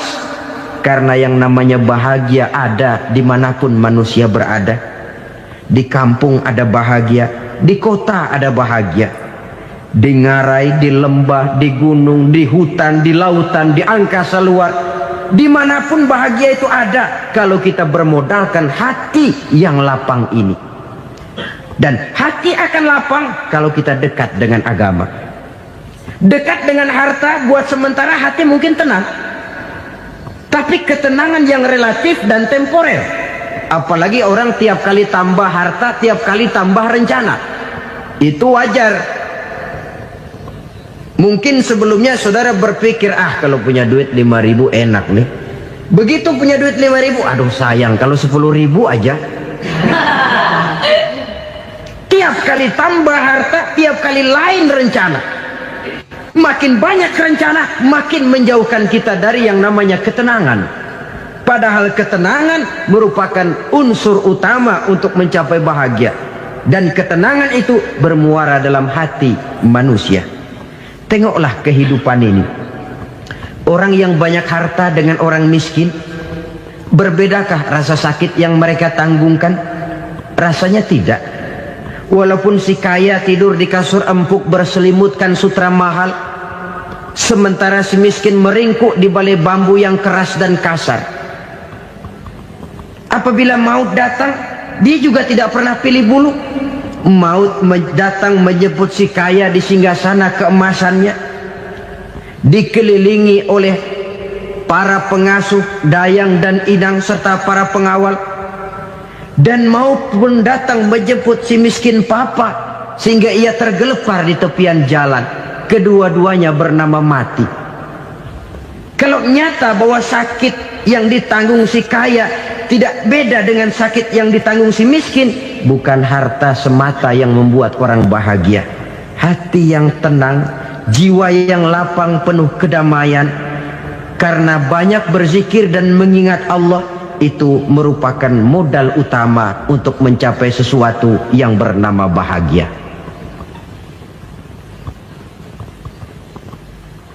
Saudara hadirin yang saya hormati, inilah yang pertama dari 4 ciri yang digambarkan oleh Nabi tentang tanda-tanda orang bahagia.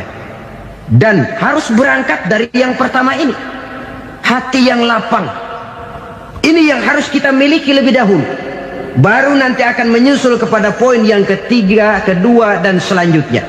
Sebab kalau hati sudah terisi dengan jiwa yang lapang, seluruh persoalan insya Allah akan bisa kita atasi dengan sebagaimana mestinya. Yang kedua sekarang, tanda orang bahagia menurut baginda Nabi, markabun syariah. Orang bahagia itu, kata beliau, punya kendaraan biar cepat asal lancar. Artinya kemana dia mau pergi mudah.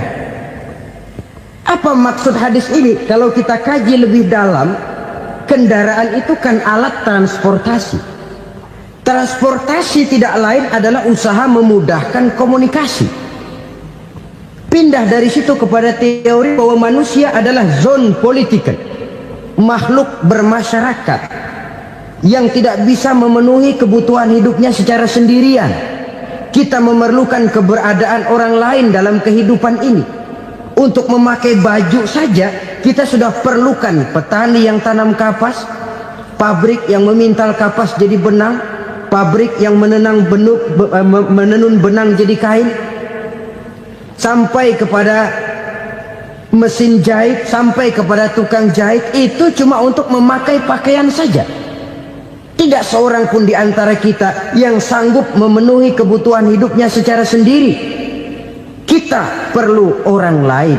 Maka kebebasan dalam arti mutlak, kebebasan tanpa batas, itu tidak mungkin ada dalam kehidupan. Karena kita mengadakan yang disebut interaksi sosial.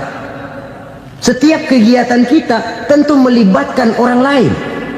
Menurut kita barangkali Kita bebas jalan di jalan raya semaunya, tapi orang lain berkendaraan pun merasa bahwa ini ada juga jalan haknya, dan begitu selanjutnya.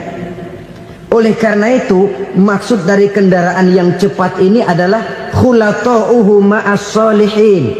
Lingkungan pergaulannya terdiri dari orang-orang soleh. Pergaulannya luas, kemana dia pergi ada temannya.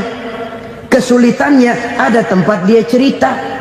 Dan kesulitan kalau sudah diceritakan kepada orang lain, taruh kata orang itu tidak bisa menolong, namun menceritakannya kepada orang yang kita percayai, kan paling kurang sudah mengurangi beban jiwa, mengurangi tanggungan batin, merasa masih ada tempat kita cerita.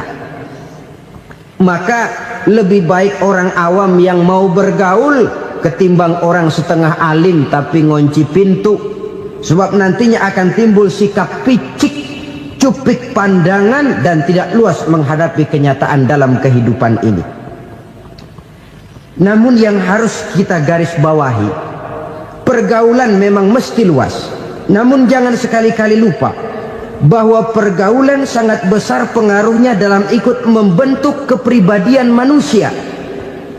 Sehari-hari bisa kita bilang, kalau kita dekat sama tukang minyak wangi, sekalipun nggak dibagi minyaknya, baunya tentu dapat. Betul? Tapi dekat sama tukang elas, walaupun nggak kena apinya, asapnya mesti kena. Kalau Syauqi mengatakan lebih jelas lagi, man asyaral asyrafa asya musyarrafan wa muasyiral anzali ghairu musyarrafin. Awalam taral jildal hakira muqabbalan bisagri lamma sara jildal mushaf. Siapa yang bergaul dengan orang mulia, dia bakal ikut menjadi mulia. Tapi siapa yang berteman dengan orang hina, dia tidak bakal ikut menjadi mulia. Tidakkah kau lihat, kata Syauqi, kulit kambing yang hina pun dicium orang ketika menjadi kantong Quran. Kulit kambing hina, kalau dia sendirian gak ada yang mau cium.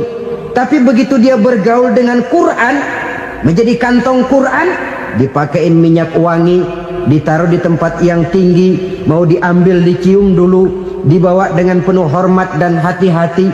Kulit kambing yang hina lantaran berteman dengan Quran, numpang mujur. Tapi coba lihat kalau kulit kambing berteman dengan kayu, jadi beduk, habis. Zohor dikemplang, asar dipukul. Itu pun sedikit saja, cuma salah milih teman. Yang temannya Quran dihormati orang, yang temannya kayu lantaran jadi beduk, gelap-gelap subuh orang udah kemplangin.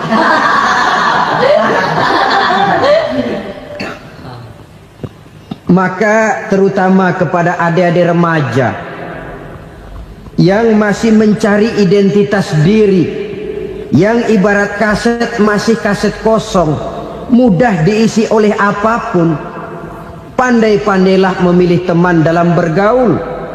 Karena banyak orang yang tadinya baik-baik, ketika terseret dalam pergaulan dengan orang yang tidak baik, kebaikannya menjadi lentur dan luntur. Tapi berapa banyak bajingan-bajingan tengik, orang-orang yang berlumur noda dan dosa, tiap hari melakukan maksiat, namun bergaul dengan orang yang baik-baik, pada akhirnya sedikit demi sedikit beringsut dan berangsur dia terbiasa mengikuti kebaikan-kebaikan. Saya tekankan ini kepada remaja karena mereka masih mencari identitas diri. Apa yang mereka lihat mereka mau, apa yang mereka dengar mereka ingin tahu. Coba lihat kehidupan remaja. Pulang nonton film Rambo, pengen jadi Rambo, gagah, maunya belekai melulu. Pulang nonton film Superman, pengen bisa terbang. Pulang nonton India, nyanyi melulu. Wajar, mereka masih mencari identitas diri. Saya ini sebenarnya siapa? Lingkungan, pergaulan akan membentuk itu. Karena itu pandai-pandailah bergaul, karena ia sangat besar pengaruhnya dalam ikut membentuk kepribadian manusia. Apalagi sifat yang jelek lebih cepat menularnya ketimbang sifat yang baik. Sifat yang baik, watak yang soleh itu lambat sekali untuk menular. Tapi yang tidak baik, Kan prosesnya mah kalau remaja biasanya mula-mula dengar. Karena dengar lalu pengen tahu. Karena pengen tahu lalu ngeliatin. Begitu ngeliatin kan pengen nyobain. Setelah nyobain ketagihan. Nah, ini prosesnya. Yang namanya ganja, morfin, narkotik awalnya kan begitu. Mula-mula dengar katanya kalau sudah fly to the sky, sudah melayang ke langit katanya, disitulah puncak kebahagiaan. Mulanya cuma dengar. Karena dengar pengen tahu. Karena pengen tahu lalu ngeliat, kumpul sama orang yang suka ngeganja. Setelah ngeliat, nah pengen ngerasain. Begitu ngerasain enak juga, ketagihan. Kalau sudah ketagihan jadi penyakit kronis, bisa merembet kepada yang lain. Iya, kalau orang tuanya mampu untuk beli morfin, beli ganja. Kalau tidak kan pikirannya ngayap, jemuran siapa ya gue sabet.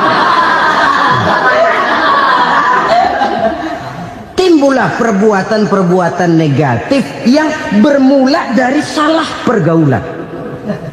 Apalagi buat adik-adik remaja yang tinggal di kota-kota besar, yang pengaruh budaya, pengaruh kesenian, pengaruh struktur kehidupan yang nampak makin individualistis, di mana persaingan tajam, tensi ekonomi tinggi, orang mudah mengalami stres.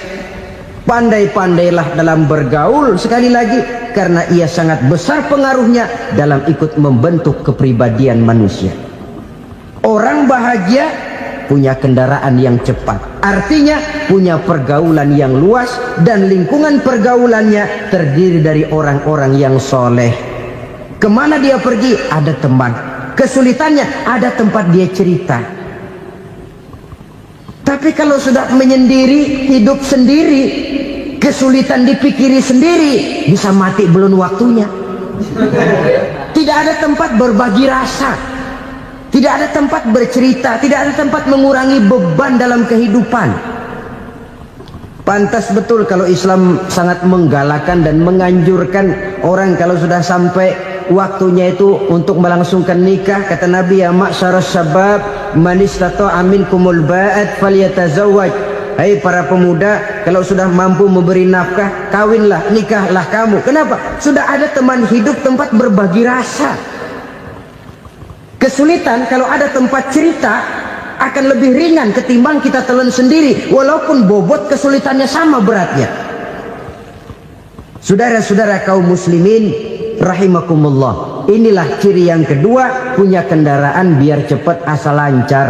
Kemana kita mau pergi gampang. Dengan kata lain, setelah hati yang luas, pergaulan yang luas. Dua. Yang ketiga sekarang, tanda orang bahagia itu menurut Nabi, misbahun mudhi'un, punya lampu yang terang. Oh, itu enggak problem. Sekarang sudah zamannya listrik masuk desa, Pak. Lampu sudah terang semua. Betul, kalau itu yang dimaksud. Tapi tidak cuma itu. Karena lampu yang dimaksud di sini, lampu yang akan menerangi seluruh perjalanan hidup. Dan perjalanan hidup itu sudah dimulai sejak kita terlahir ke alam ini, sampai masuk ke alam barzah, kumpul di padang mahsyar, sampai ke akhirat.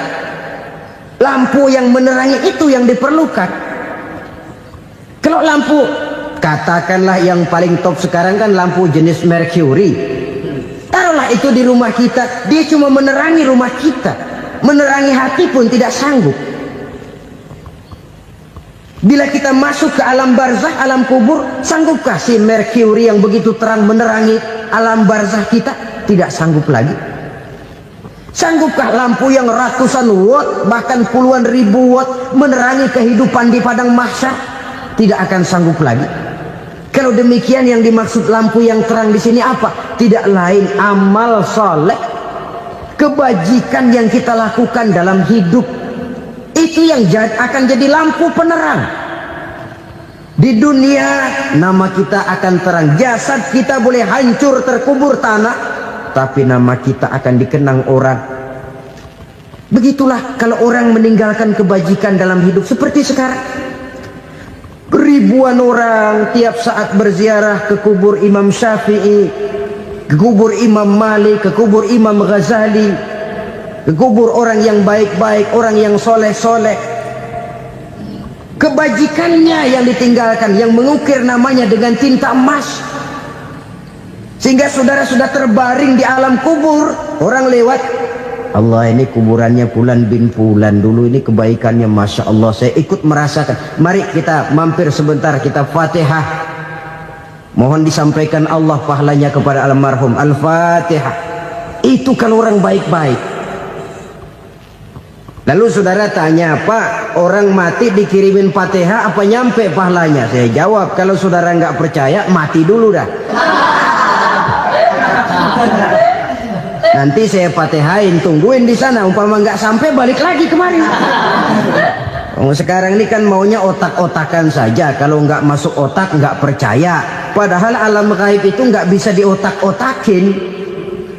Sama saja dengan saudara pernah dengar cerita kapal Tampo Mas tenggelam, tak? Pernah nggak? Di mana? Ya, di Laut Masalembo. Begitu ke Tampo Mas tenggelam, ratusan penumpang itu terjun ke laut, dipermainkan gelombang, berjuang menghadapi maut itu. Orang lagi timbul tenggelam di lautan, dihantam ombak, kita tengokin pakai helikopter. Pak, lagi timbul tenggelam ya? Iya, tolongin. Jangan khawatir Pak, nih saya kirim intan Pak, harganya 10 juta. Kira-kira orang yang timbul tenggelam di laut seneng nggak? Tidak. Kan mahal toh intan 10 juta. Kenapa dia nggak senang? Karena intan 10 juta dalam kondisi seperti itu tidak sanggup menyelamatkan dia. Dia akan girang kalau dikirimin ban mobil bekas, dikirimin papan terentang atau bambu. Intan yang 10 juta dia nggak girang, ban mobil bekas yang 1000 perak tuh pegang, itu yang dia girang betul. Inilah sebabnya Nabi berkata, mal mayyitu fi qabrihi illa kal ghariqil mutaghawwis. Orang yang meninggal di alam kuburnya seperti orang timbul tenggelam di lautan. Yantaziru da'watan min ahli, menunggu doa dari keluarganya yang masih hidup. Duh, bapak saya sudah meninggal, saya sayang benar sama dia. Kirimin kulkas ke kuburannya Itu sama saja dengan tadi orang tenggelam di lautan dikirimi intan yang harganya 10 juta, tidak sampai. Begitulah kalau kebajikan yang kita tinggalkan dalam hidup, sudah mati pun kubur kita masih diziarahi orang. Tapi kalau jahat yang kita tinggalkan, boro-boro lah orang mau doa lewat dekat kuburan kita juga serem. Tuh bajingan no, dulu mati dipendem di situ tuh. Jangan lewat situ, ntar kesurupan, jangan. Lewat saja orang ngeri. Konon lagi membacakan Fatihah dan mengirimkan doa. Hidup pada hakikatnya adalah kesempatan untuk berbuat baik. Maka sekali kesempatan itu diberikan, manfaatkan dengan sebaiknya. Sebab kesempatan kedua tidak akan pernah ada. Kesempatan berbuat baik di sini, di akhirat sudah pembalasan namanya. Sekali kesempatan itu dicabut, dia tidak akan pernah dikembalikan lagi. Kata Iqbal, hidup tidak mundur ke belakang, Bung. Berhenti diinjak orang, mundur hancur. Tidak ada kata mundur dalam hidup ini. Berhenti diinjak orang, mundur kecebur. Tidak ada kata lain, harus maju dalam kehidupan dalam artian yang positif. Hidup adalah kesempatan untuk mengumpulkan kebajikan yang sebanyak-banyaknya. Di situ nilai daripada manusia. Sekarang ini memang nggak kelihatan kok, orang yang banyak pahala sama yang banyak dosa nggak kelihatan kok. Barangkali kalau habis bikin dosa palanya pada benjol, mungkin orang takut sama dosa. Tapi sekarang sama saja, orang yang banyak dosa dengan yang nggak banyak dosa jalan bareng dari belakang, sama, nggak kelihatan beda. Tapi ada waktunya di mana pahala memegang peranan, di mana dosa diperlihatkan. Sama saja kalau kita bawa mobil siang, lampu kan nggak begitu berfungsi. Apa lalu bilang, alah ini lampu berat-beratin, copot-copotin aja dah. Tidak perlu begitu. Kenapa? Pada suatu saat malam senja akan datang. Bila matahari terbenam, senja pun datang, gelap mulai merayap, disitulah baru terasa perlunya lampu. Pahala begitu. Sekarang orang yang nggak ada pahalanya nggak kelihatan dalam kehidupan. Tapi pada satu saat senja kehidupan akan datang. Ajal merenggut nyawa, malam merayap, dan hidup mulai diliputi kegelapan di alam barzakh. Dikala itu kalau nggak punya lampu, alangkah malangnya kita. Sebab amal yang baik, kata Nabi, di alam barzakh itu akan diciptakan menjadi perempuan yang cantik menemani kita. Amal yang jahat akan menjadi orang yang paling jelek nemenin kita. Sudah di tempat gelap yang nemenin jelek.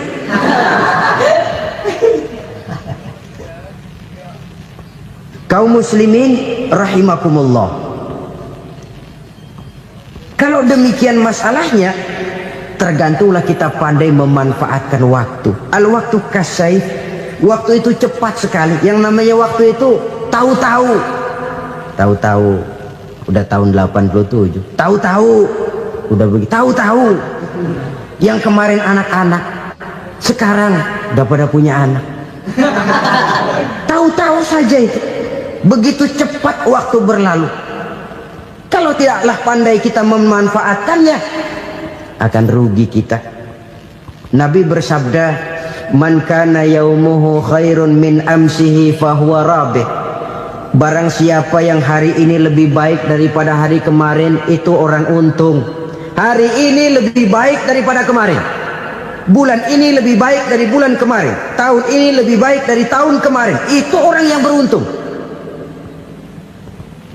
Tahun kemarin sembayangnya maghrib doang, sekarang udah tambah isya.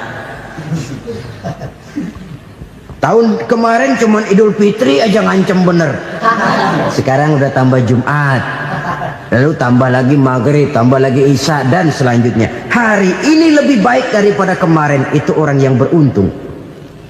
Wa man kana yaumuhu mislu amsihi fahuwa khasir.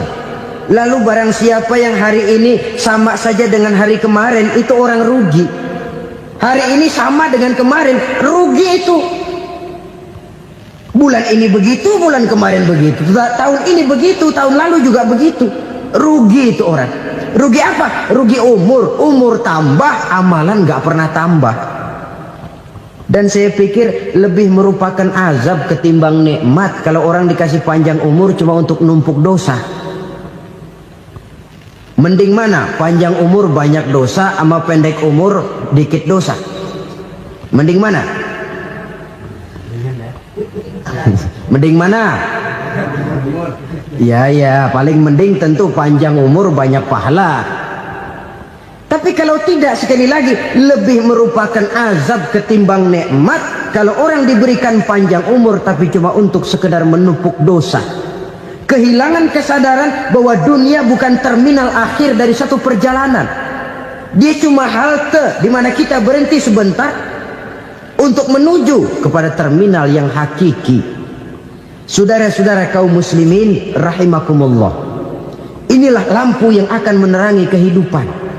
Amal yang kita lakukan di dalam kehidupan. Jadi yang dimaksud dengan lampu yang terang, kebajikan yang kita kerjakan dalam hidup. Nah, setiap orang di awal tadi saya bilang ingin bahagia. Bahagia itu kan hakikatnya kumpulan senang dan selamat. Senang, selamat. Apa bedanya? Senang tapi tidak selamat, nggak bahagia. Selamat tapi nggak senang, nggak bahagia orang. Contoh, kalau orang korupsi, duitnya banyak, senang dia, tapi keselamatannya. Ada tentara baris di samping rumahnya udah bingung, padahal tentara latihan. Tentara cuma latihan, dia bingung. Senang, tapi karena keselamatannya tidak terjamin, dia tidak bahagia. Sebaliknya pegawai negeri jujur benar, cuma segaji-gajinya. Selamat, nggak korupsi, tapi melarat, ya nggak bahagia juga, kurang senang. Kesenangan dan keselamatan untuk dunia saja, ya sekali lagi. Kalau cuma sekedar untuk dunia saja, bisa dibeli pakai uang. Bisa dibeli pakai uang. Saudara ingin selamat, bisa dibeli pakai uang. Saudara ingin senang, bisa dibeli dengan uang. Tapi setelah mati masuk ke alam barzah, habis kekuasaan uang.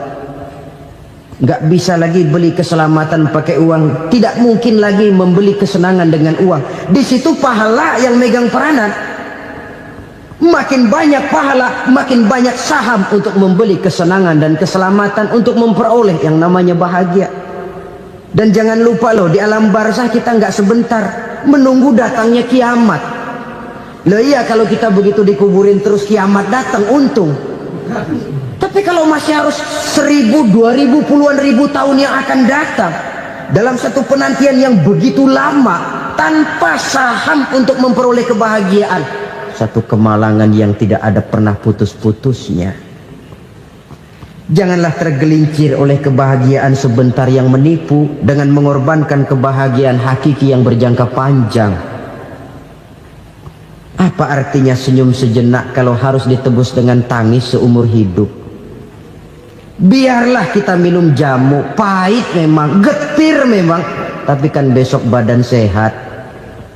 Daripada sekarang minum sirup, manis memang, enak memang, tapi bibir pada jontor besok itu. Sirawan, batuk, nggak karu-karuan. Banyak orang tertipu oleh kesenangan yang sebentar. Padahal laisa kullu ma yalma'u zahaban. Belum tentu semua yang berkilat itu emas. Belum tentu semua yang gemerlap itu intan. Karena itu, marilah manfaatkan kesempatan yang diberikan Allah ini untuk mengumpulkan kebajikan yang sebanyak-banyaknya. Yang terakhir sekarang, yang keempat, tanda orang bahagia kata Nabi. Zaujatun salihah. Orang bahagia itu tanda yang keempat kata Nabi, punya istri biar cakep asal taat. Sudah surga itu sudah. Cakep taat. Istri kayak gitu, kalau belum mati jangan dikuburin dulu. Sudah cakep taat lagi. Tapi kadang-kadang enggak, udah jelek ngadat melulu. Apa yang mau dipilih? Sebab itu Quran mengatakan istri pakaian untuk suami, suami pakaian untuk istri. Kenapa suami istri diibaratkan pakaian? Alangkah tingginya gaya bahasa Quran ini. Suami istri teman hidup, hidup perjalanan panjang. Sejak kita dalam rahim sudah ada hidup kan di sini. Sampai ke alam dunia, masuk ke alam barzah, kumpul di padang mahsyar, sampai menuju akhirat, itu perjalanan hidup. Carilah istri atau suami teman hidup yang membawa manfaat tidak hanya kehidupan di dunia ini, sampai di alam barzah, sampai di padang mahsyar. Suaminya mungkin meninggal lebih dulu, atau istrinya mungkin meninggal lebih dulu, tapi suami atau istri yang masih hidup berbuat kebajikan. Suami saya meninggal, ada hartanya, saya sedekahkan, niat pahala untuk almarhum suami saya. Ini teman hidup, tidak dibatasi dan tidak bisa dipisahkan oleh maut sekalipun. Zohirnya mungkin pisah, badannya mungkin pisah, tapi hatinya, jiwanya, kebersamaannya dalam menghadapi kehidupan. Karena itu saudara-saudara, bahasa Quran indah. Suami istri diibaratkan seperti pakaian. Apa fungsi pakaian? Pertama, pakaian jadi kebanggaan. Artinya suami harus menjadi kebanggaan istri, istri harus jadi kebanggaan suami. Yang kedua, pakaian itu kan fungsinya menutup aurat. Artinya sesama suami istri harus saling menjaga kekurangan masing-masing. Jangan malah sesama suami istri saling membongkar rahasia dan aibnya sendiri-sendiri. Istrinya diceritain jeleknya di mana-mana, atau suaminya dibongkar rahasianya di pasar umum. Itu sudah tidak lagi berfungsi sebagai pakaian. Kenapa semua ini diperlukan? Karena kita menyadari bangsa yang baik terdiri dari masyarakat yang baik. Masyarakat yang baik merupakan susunan dari warga yang baik. Warga yang baik adalah terdiri dari rumah tangga yang baik. Dan rumah tangga yang baik merupakan susunan dari pribadi yang baik. Dari situ langkah dimulai. Membangun satu bangsa yang baik diawali dengan membangun rumah tangga yang baik, dengan menciptakan pribadi-pribadi yang baik. Sehingga dari sini diharapkan berkembanglah nilai-nilai kebaikan.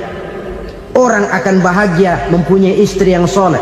Kenapa? Tidak ada seorang suami bisa sukses jadi apapun dia, apapun profesinya, dokterkah, kiaikah, mubalikkah, petanikah, pengusahakah, pejabat tinggikah, tidak ada seorang suami yang bisa sukses tanpa peran serta istrinya.